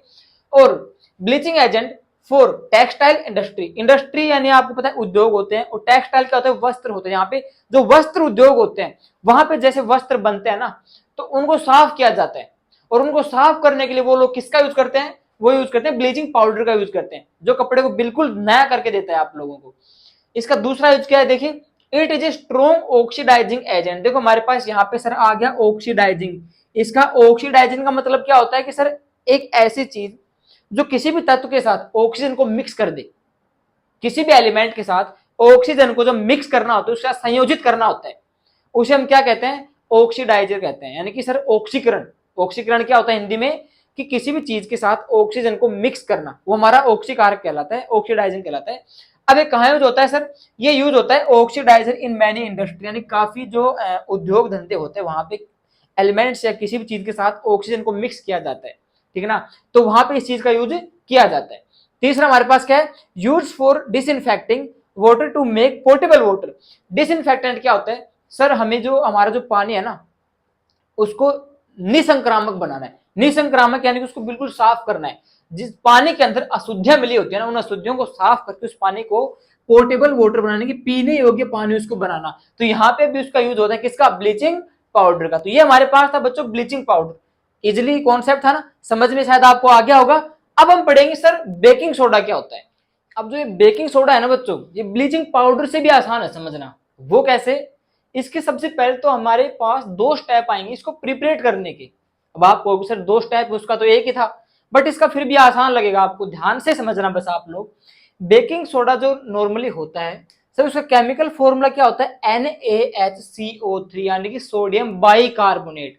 ठीक है, NaHCO3 सोडियम बाइकार्बोनेट जो इसका केमिकल नेम है, केमिकल फॉर्मूला NaHCO3। ठीक है सर, अब सर इसका प्रिपरेशन कैसे होता है, तो देखिए लाइमस्टोन सभी जानते हो आप, जो चूना होता है हमारे पास, चूना पत्थर, लाइम यानी चूना होता है, स्टोन यानी पत्थर होता है। चूना पत्थर उसको जब हीट किया जाता है, पहला स्टेप तो ये आपके पास ये आने वाला है। तो हमारे पास सर CaCO3 कैल्शियम कार्बोनेट को हमारे यहाँ पे हीट दी जा रही है, रिएक्शन के अंदर उसको हीट दी जा रही है, तो यहाँ पे क्या बना, CaO प्लस CO2। CaO हमारे पास क्या होता है, कैल्शियम ऑक्साइड यानी कि क्विक लाइम। ठीक है ना, CaO क्या होता है हमारे पास, इसको आप लाइम बोल सकते हो, चूना, चूना जानते हो ना, तो चूना है हमारे पास CaO, चूना हमारे को मिल गया, चूना लगा नहीं हमारे, चूना हमारे को मिल गया, प्लस CO2, यहाँ पे कार्बन डाइऑक्साइड गैस रिलीज हो गई। पहला स्टेप तो ये था, दोबारा देखना यहाँ पे सर, हमारे पास सबसे पहला स्टेप है कि लाइमस्टोन को हीट करेंगे हम लोग। तो हमारे पास लाइमस्टोन है सर, कैल्शियम कार्बोनेट हमारे पास यहाँ पर है, इसको हमने हीट किया, हमारे को क्या मिला, CaO। ठीक है, क्योंकि CO2 इसमें से रिलीज होगी बच्चों, तो CO2 रिलीज हो जाएगी, तो हमारे पास क्या बचेगा, CaO। ठीक है, क्योंकि एक C यहाँ पर आ गया, तो सर कार्बन डाइऑक्साइड रिलीज हो गई, हमारे को क्या मिल गया, क्विक लाइम मिल गया, यानी कैल्शियम ऑक्साइड हमारे को मिल गया। अब स्टेप नंबर सेकंड क्या कह रहा है कि जो हमारे पास जो CO2 है ना, ये क्या होगी, CO2 pass through a concentrated solution of sodium chloride plus ammonia, कि CO2 है ना अभी पास होगी किसके अंदर से, एक सॉल्यूशन के अंदर से, और वो सॉल्यूशन कैसा होगा सर, सोडियम NaCl का प्लस एंड अमोनिया। ठीक है, NH3। तो देखो यहाँ पे CO2 है हमारे पास, देखिए अब देखिए आप कहोगे सर आपने कहा है खुद ने कि हमारे पास जो CO2 है वो किसके अंदर मिलेगी, वो मिलेगी सर हमारे पास अमोनिया के अंदर और कार्बन डाइऑक्साइड के अंदर। आपने खुद ने कहा है सर, लेकिन यहाँ पे पानी क्यों आ गया, H2O वाटर क्यों आ गया, क्योंकि सारी रिएक्शन किसके अंदर हो रही है, लिक्विड के अंदर हो रही है, एक्वस के अंदर हो रही है। तो हमारे पास यहाँ पे देखिए NaCl, भाई सर आपने खुद ने कहा है कि CO2 किसके अंदर मिलेगा, सोडियम क्लोराइड की और अमोनिया के अंदर मिलेगा। तो NaCl प्लस NH3, NH3 क्या होती है हमारे पास, अमोनिया होती है, plus CO2 carbon dioxide gas, क्योंकि हमारे पास ये है पहले से, CO2 तो मिल रही है इनके साथ, तो दो तो ये हो गया हमारे पास, और H2O इसके साथ पहले से है, क्योंकि सारी रिएक्शन किसके अंदर हो रही है, हमारे पास एक बीकर है मान लो, उसमें क्या है हमारे पास H2 है। अब H2 के अंदर से हमारे पास यहाँ पर पास हो रही है CO2 गैस, जो हमारे पास यहाँ पे मिली थी हमको, किस किस के अंदर से पास होगी, एक सॉल्यूशन है किस किस का, NaCl का प्लस NH3 अमोनिया का। तो इसके अंदर क्या क्या मिले हुए हैं, H2 तो है ही, NH3 प्लस NaCl, उसके अंदर से क्या पास होगी, CO2 पास होगी। अब रिएक्शन करने के बाद हमारे को मिलेगा क्या, हमारे को मिलेगा NaHCO3, जो हमारा क्या है, सोडियम बाइकार्बोनेट, जो हमको चाहिए था वो हमारे को मिल गया, प्लस हमारे को एक चीज और मिल गई, NH4Cl। ठीक है, NH4 क्या होता है, अमोनियम। देखो NH3 क्या होता है, अमोनिया, और NH4 होता है अमोनियम क्लोराइड। ठीक है ना, तो अमोनियम क्लोराइड हमारे यहाँ पे रिलीज हो रहा है और ये हमारे को मिल गया। अब इसके यूज क्या होते हैं सर, देखिए हमारे कई बार जो पेट के अंदर है ना एसिडिटी हो जाती है, खट्टी डकार आने लग जाती है, तो उसको कम करने के लिए हम लोग क्या करते हैं सर, इनो लेते हैं। ठीक ना, तो it is use in many, acidity को कंट्रोल करता है, एसिडिटी को ब्रेक करता है, तोड़ता है उसको। ठीक है, क्योंकि इसके अंदर क्या होता है, एसिडिटी को कंट्रोल कौन कर सकता है, जिसके अंदर बेसिक पावर ज्यादा होगी। तो ये क्या होता है, बेसिक होता है नॉर्मली, और ये एसिड को खत्म कर देता है पेट के अंदर। ठीक है, दूसरी बात, it is use in many baking powder, baking क्या होता है, पकाना। तो सर किसको पकाएंगे, ये केक और ब्रेड को पकाने का काम आते हैं। जब हम लोग को पता है सर, जो हमारे पास जो बेकिंग जैसे फूले हुए आते हैं ना, आपको कभी ने महसूस किया होगा कि सर जो हमारे पास ब्रेड होती है या केक होता है सर, वो फूले फूले रहते हैं। जैसे आप उसको हटाओ, केक को हटाओ, हम ब्रेड को लेते हैं, आप ब्रेड को जैसे ऐसे दबाओगे ना, प्रेस करोगे तो चिपक जाएगी बिल्कुल, बाकी उसके अंदर हवा भरी रहती है, वो हवा नहीं होती, वो क्या होता है उसके अंदर होता है बेकिंग सोडा, यानी कि वो उसके अंदर क्या, कार्बन डाइऑक्साइड गैस उसके अंदर भर देता है और वो फूल जाती है। तो ये हमारे पास था, क्योंकि हमारे पास यहाँ पर कार्बन डाइऑक्साइड गैस बाहर निकल रही है, तो यही यहाँ पर आएगी, ये उस चीज के अंदर जाके उसके अंदर गैप पैदा कर देगी, वो चीज वहां पे फूल जाएगी। ठीक है, तो ये हमारा था बेकिंग सोडा। अब अगले लेक्चर में हम पढ़ने वाले हैं POP, plaster of Paris is the most important topic of this chapter, acid base and salt. POP, plaster of Paris क्या होता है, वैसे आप नॉर्मल सब जानते हो सर, जैसे आपको जैसे हाथ पैर टूट जाता है यार, किसी का टूट जाओ, तो जो प्लास्टर करवाते हैं ना, जो हार्ड टफ होता है ना, सॉलिड सा होता है ना, वो हम लोग सब जानते हैं। आज हम जानेंगे कि सर वो बनता कैसे है, कैसे क्या होता है, मतलब सब कुछ पढ़ेंगे उसके बारे में, प्लास्टर ऑफ पेरिस। ठीक है ना, उसका केमिकल नेम सब कुछ। Don't skip the video. हाँ, इसकी आप स्पीड बढ़ा सकते हैं। देखिए हमारे पास सर प्लास्टर ऑफ पेरिस है, पीओपी। ठीक है, इसके और भी हमारे पास टॉपिक है, वो भी हम पढ़ेंगे। देखिए प्लास्टर ऑफ पेरिस का हमारे पास सर केमिकल नेम क्या होता है, calcium sulphate hemihydrate, that is CaSO4 point half H2O।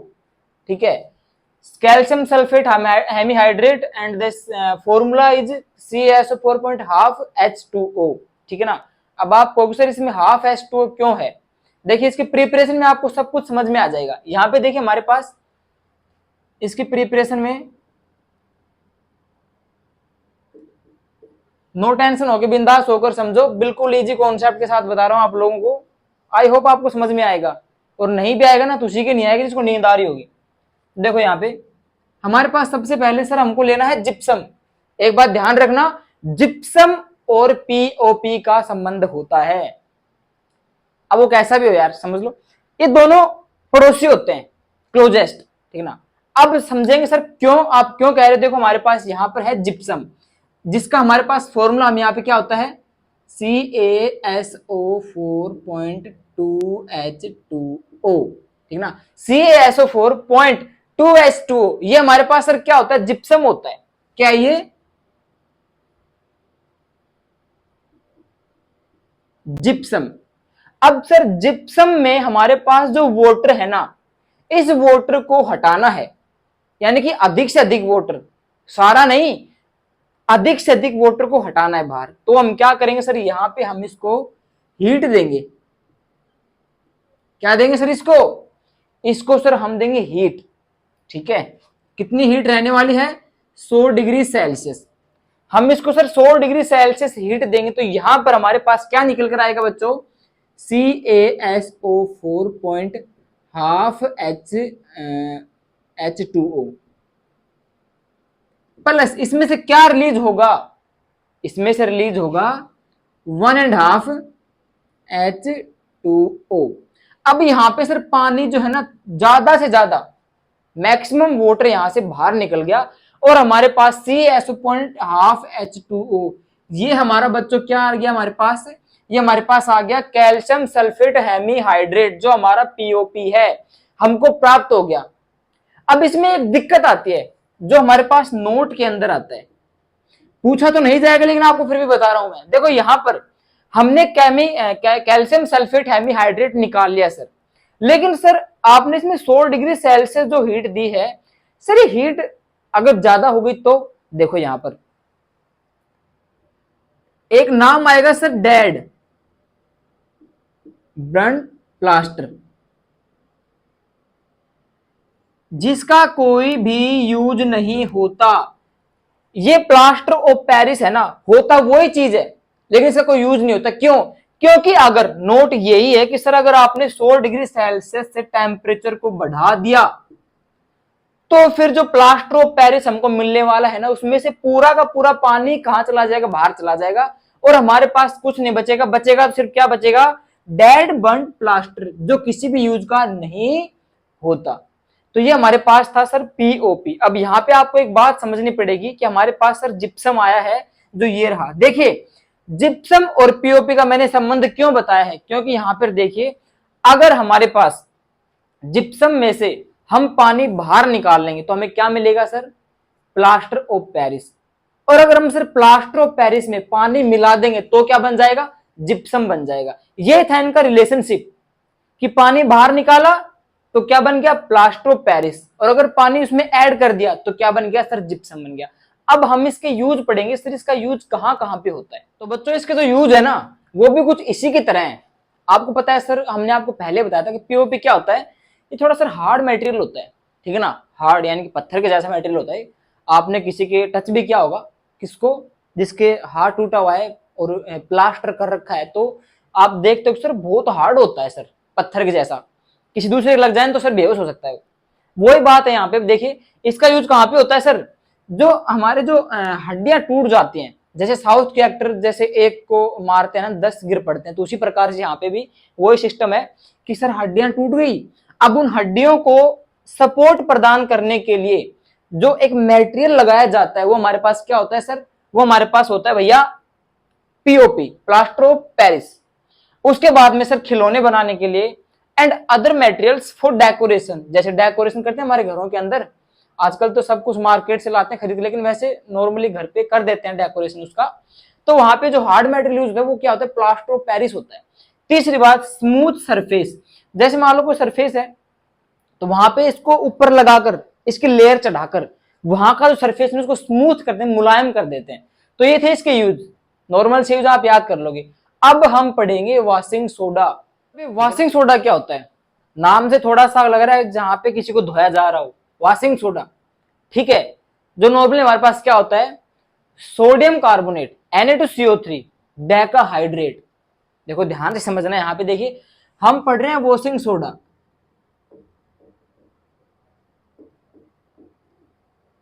देखो बच्चों इसका हमारे पास दो चीजें वो है हमारे पास पुराने वाले सिस्टम में, जैसे केमिकल नेम और केमिकल फॉर्मूला क्या होता है। तो इसका हमारे पास जो केमिकल फॉर्मूला होता है, केमिकल फॉर्मूला हमारे पास होगा इसका Na2CO3, ठीक है, Na2CO3 पॉइंट 10H2O। अभी 10 मतलब क्या होता है, डेका, साइंस में 10 क्या बोलते हैं, डेका बोलते हैं, जैसे इसको 10 बोलते हैं, 10 बोलते हैं, संस्कृत का मेरे को पता नहीं, बाकी साइंस में 10 मतलब डेका होता है। तो अब इसका केमिकल जो नेम है वो देखो यहाँ पे ऑटोमेटिक आप लोग बना सकते हो, कोई बड़ी बात नहीं है। Na2 क्या होता है सर, Na2CO3, Na मतलब सोडियम, CO3 कार्बोनेट, तो यहाँ पे क्या नाम बन जाएगा इसका, सोडियम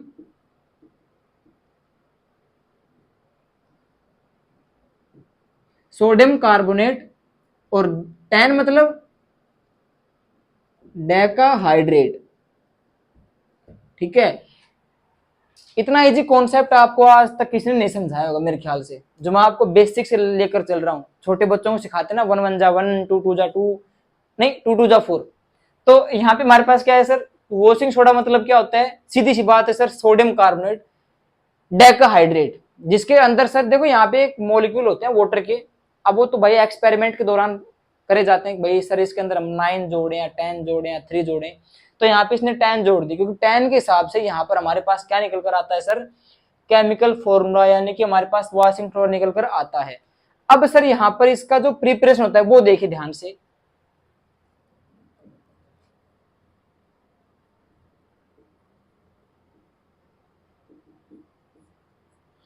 प्रिपरेशन में इसका सर क्या होता है, recrystallisation of sodium carbonate gives washing soda और बेसिक साल्ट। ठीक है ना, तो यहां पे देखिए ये क्या होता है हमारे पास, रिक्रिस्टलाइजेशन ऑफ सोडियम कार्बोनेट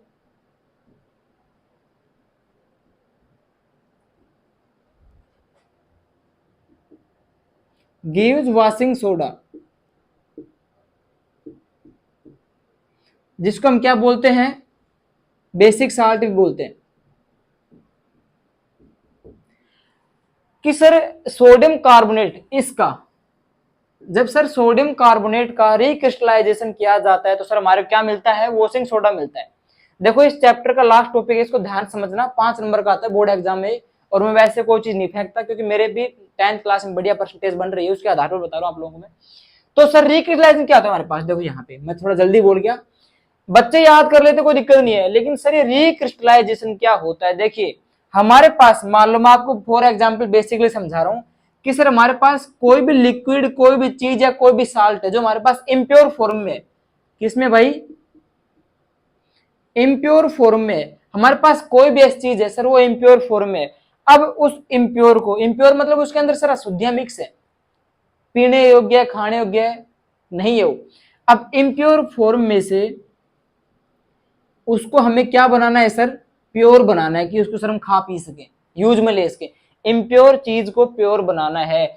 और जिस प्रोसेस में उसको गुजारा जाता है, देखो बहुत इजी कॉन्सेप्ट है, इतना इजी है कि आपको समझ में आ जाएगा कि सर रिक्रिस्टलाइजेशन क्या होता है, कि हमारे पास सर कोई साल्ट है, कोई लिक्विड है, कुछ भी चीज है, कोई भी सब्सटेंस है, अगर हमें उसको इम्प्योर से प्योर बनाना है, तो जो बीच का प्रोसेस होता है ना, जैसे इम्प्योर से हमें उसको प्योर बनाना है, तो जिस प्रोसेस से उसको हम बनाएंगे वो प्रोसेस क्या कहलाता है, रिक्रिस्टलाइजेशन कहलाता है।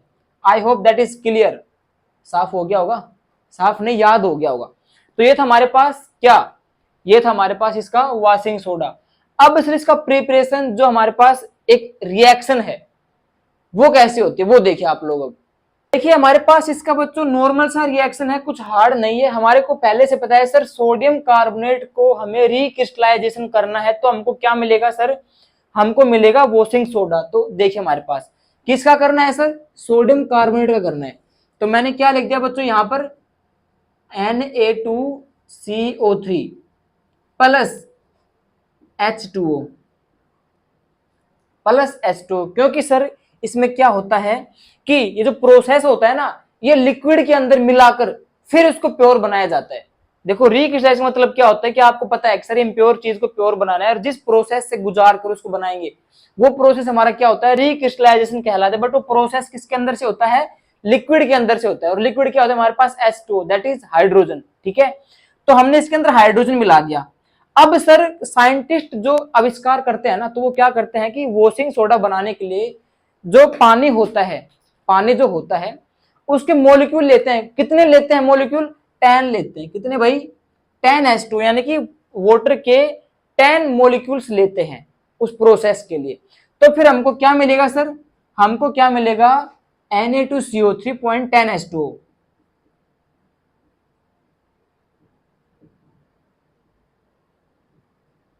ये हमारे पास क्या होता है, ये हमारे पास होता है सर वॉशिंग सोडा। हमने कहा था वैसा का वैसा संगठन है, यहाँ पर देखिए मैंने कहा था सोडियम कार्बोनेट को सर हम प्योर करेंगे तो उसको लिक्विड में से गुजारेंगे, रिक्रिस्टलाइजेशन करेंगे उसका, मैंने कर दिया। यहाँ पर हमें क्या मिल गया, हमें मिल गया केमिकल फॉर्मूला, और वो जो कि किसका है, ओसिंग सोडा का है, ठीक है ना। अब हमारे पास sir some basic examples of salt with crystallisation, कि सर नमक का क्रिस्टलाइजेशन के साथ कुछ एक एग्जांपल जो पानी में रहने वाले हैं, ठीक है ना, पानी के साथ, वो हम देखेंगे। अब ज्यादा नहीं है, थोड़ा सा ही आपका बच गया चैप्टर, फिर कंप्लीट हो जाएगा। सुना बच्चों, this is the last topic of this chapter. उसके बाद में स्वाहा, यानी कि आपको पूरा जो चैप्टर है ना, यानी कि complete chapter in one shot आपको शायद परसों प्रोवाइड हो जाएगा। अब वो किसकी परसों है, आप क्या, मेरे को नहीं पता, बट आपको प्रोवाइड करवा दूंगा मैं। तो देखिए हमारे पास जो इसका इन शॉर्ट में जो वीडियो है कि सर जो हमारे पास साल्ट होता है पानी के साथ क्रिस्टलाइजेशन के कुछ एक एग्जांपल, जैसा मैंने आपको बताया था कि सर क्रिस्टलाइजेशन क्या होता है, सर उसमें किसी इम्प्योर चीज को प्योर करते हैं हम पानी में से गुजार कर। अब सर हमने पिछली बार क्या किया था, 10H2O कहा था, तो आप लोगों ने नहीं पूछा, लेकिन मैंने फिर भी बता दिया आपको, क्योंकि मैं पागल हूं ना, आप तो पूछते नहीं हो, सो रहे हो शायद, नींद में हो। तो उसमें 10H2O क्या था, special number of water molecules that are present in experiment and the gives basic salt, clear. And now हमारे पास उसी कुछ कॉमन एग्जांपल हैं। देखिए क्या होता है सर, ये होता है fix number of water molecules. देखिए इसका मतलब क्या है, fix number of water molecules, यानी कि सर जो भी एक्सपेरिमेंट करते हैं ना, तो किताबों में ऐसे नहीं लिख दिया हो, जैसे 10H2 मैंने कहा था सर उसको हम 11 कर सकते हैं, 9 कर सकते हैं, नहीं कर सकते, 10 का 10 ही रहेगा। जैसा आपने एलिमेंट पढ़ा था ना, पिछली बार मैंने आपको पढ़ाया था, ठीक है ना, जैसे मास नंबर होता है, एटॉमिक नंबर होता है, तो जो रेशियो होता है ना वो बराबर होना चाहिए। पानी की इतनी बूंद में भी रेशियो उतना रहने वाला है, और इतने सारे पानी में भी रेशियो वो ही रहने वाला है। तो वो यहाँ पर है साइंस में। देखो भाई साइंस है ना, बहुत ही अजीब चीज है। देखिए तो यहाँ पे देखिए हमारे पास कुछ एक एग्जांपल है। मतलब क्या है इस क्रिस्टलाइजेशन का, कि सर इसके अंदर वाटर मॉलिक्यूल जो लेंगे ना हम लिक्विड में से गुजारेंगे, तो पानी का कितना परसेंट हमें लेना है वाटर मॉलिक्यूल्स का, सेम लेना है, घटाकर बढ़ाकर नहीं लेना। तो देखो यहाँ पर हमारे पास सर, जैसे ये हमारे पास आ गया सर, ये 5, 10, 2, तो इसमें क्या है sir, 5 number of water molecules, इसमें कितने हैं सर, 10 नंबर ऑफ मॉलिक्यूल्स, इसमें कितने हैं sir, 2 number of water molecules, ठीक है। जैसे हमारे पास ये है सर कॉपर सल्फेट, ठीक है, ये हमारे पास क्या है सर, सोडियम सल्फेट, ये हमारे पास क्या है सर, कैल्शियम सल्फेट। तो इसी के साथ हमारे चैप्टर को हमने स्वाहा बोल दिया आज, और आप सभी को समझ में आ गया होगा। तो अभी तक जिन भैया और बहनों ने सब्सक्राइब नहीं कर रखा, तो please make sure subscribe the channel and press the bell icon also, जिससे आपके पास हर नई अपडेट सही समय पर पहुंच जाएगी। और 10th को अगर इजी बनाना है ना, कई बच्चों को 10th में साइंस समझ में नहीं आता, अजीब लगता है, बोर लगता है, लेकिन आप अपने शुभम भैया से पढ़ोगे ना, तो आपको 10th में इंटरेस्ट आएगा, मजा आएगा, फन आएगा। और हमारा जो लक्ष्य है ना वो ये रहने वाला है, टू द पॉइंट हम पढ़ाते हैं, ठीक है। और 95 से इस बार आपकी बनानी है, मेरे को हर हालत में बनानी है, चाहे कैसे भी कुछ भी करूं मैं। बट आपको बस एक रिक्वेस्ट है कि ज्यादा से ज्यादा चैनल को सब्सक्राइब करें। एक फोन से एक बार ही करना है, ज्यादा बार करोगे तो अनसब्सक्राइब हो जाएगा, आप समझते हो इस बात को। तो मिलते हैं इसके नेक्स्ट चैप्टर में, तब तक के लिए जय हिंद।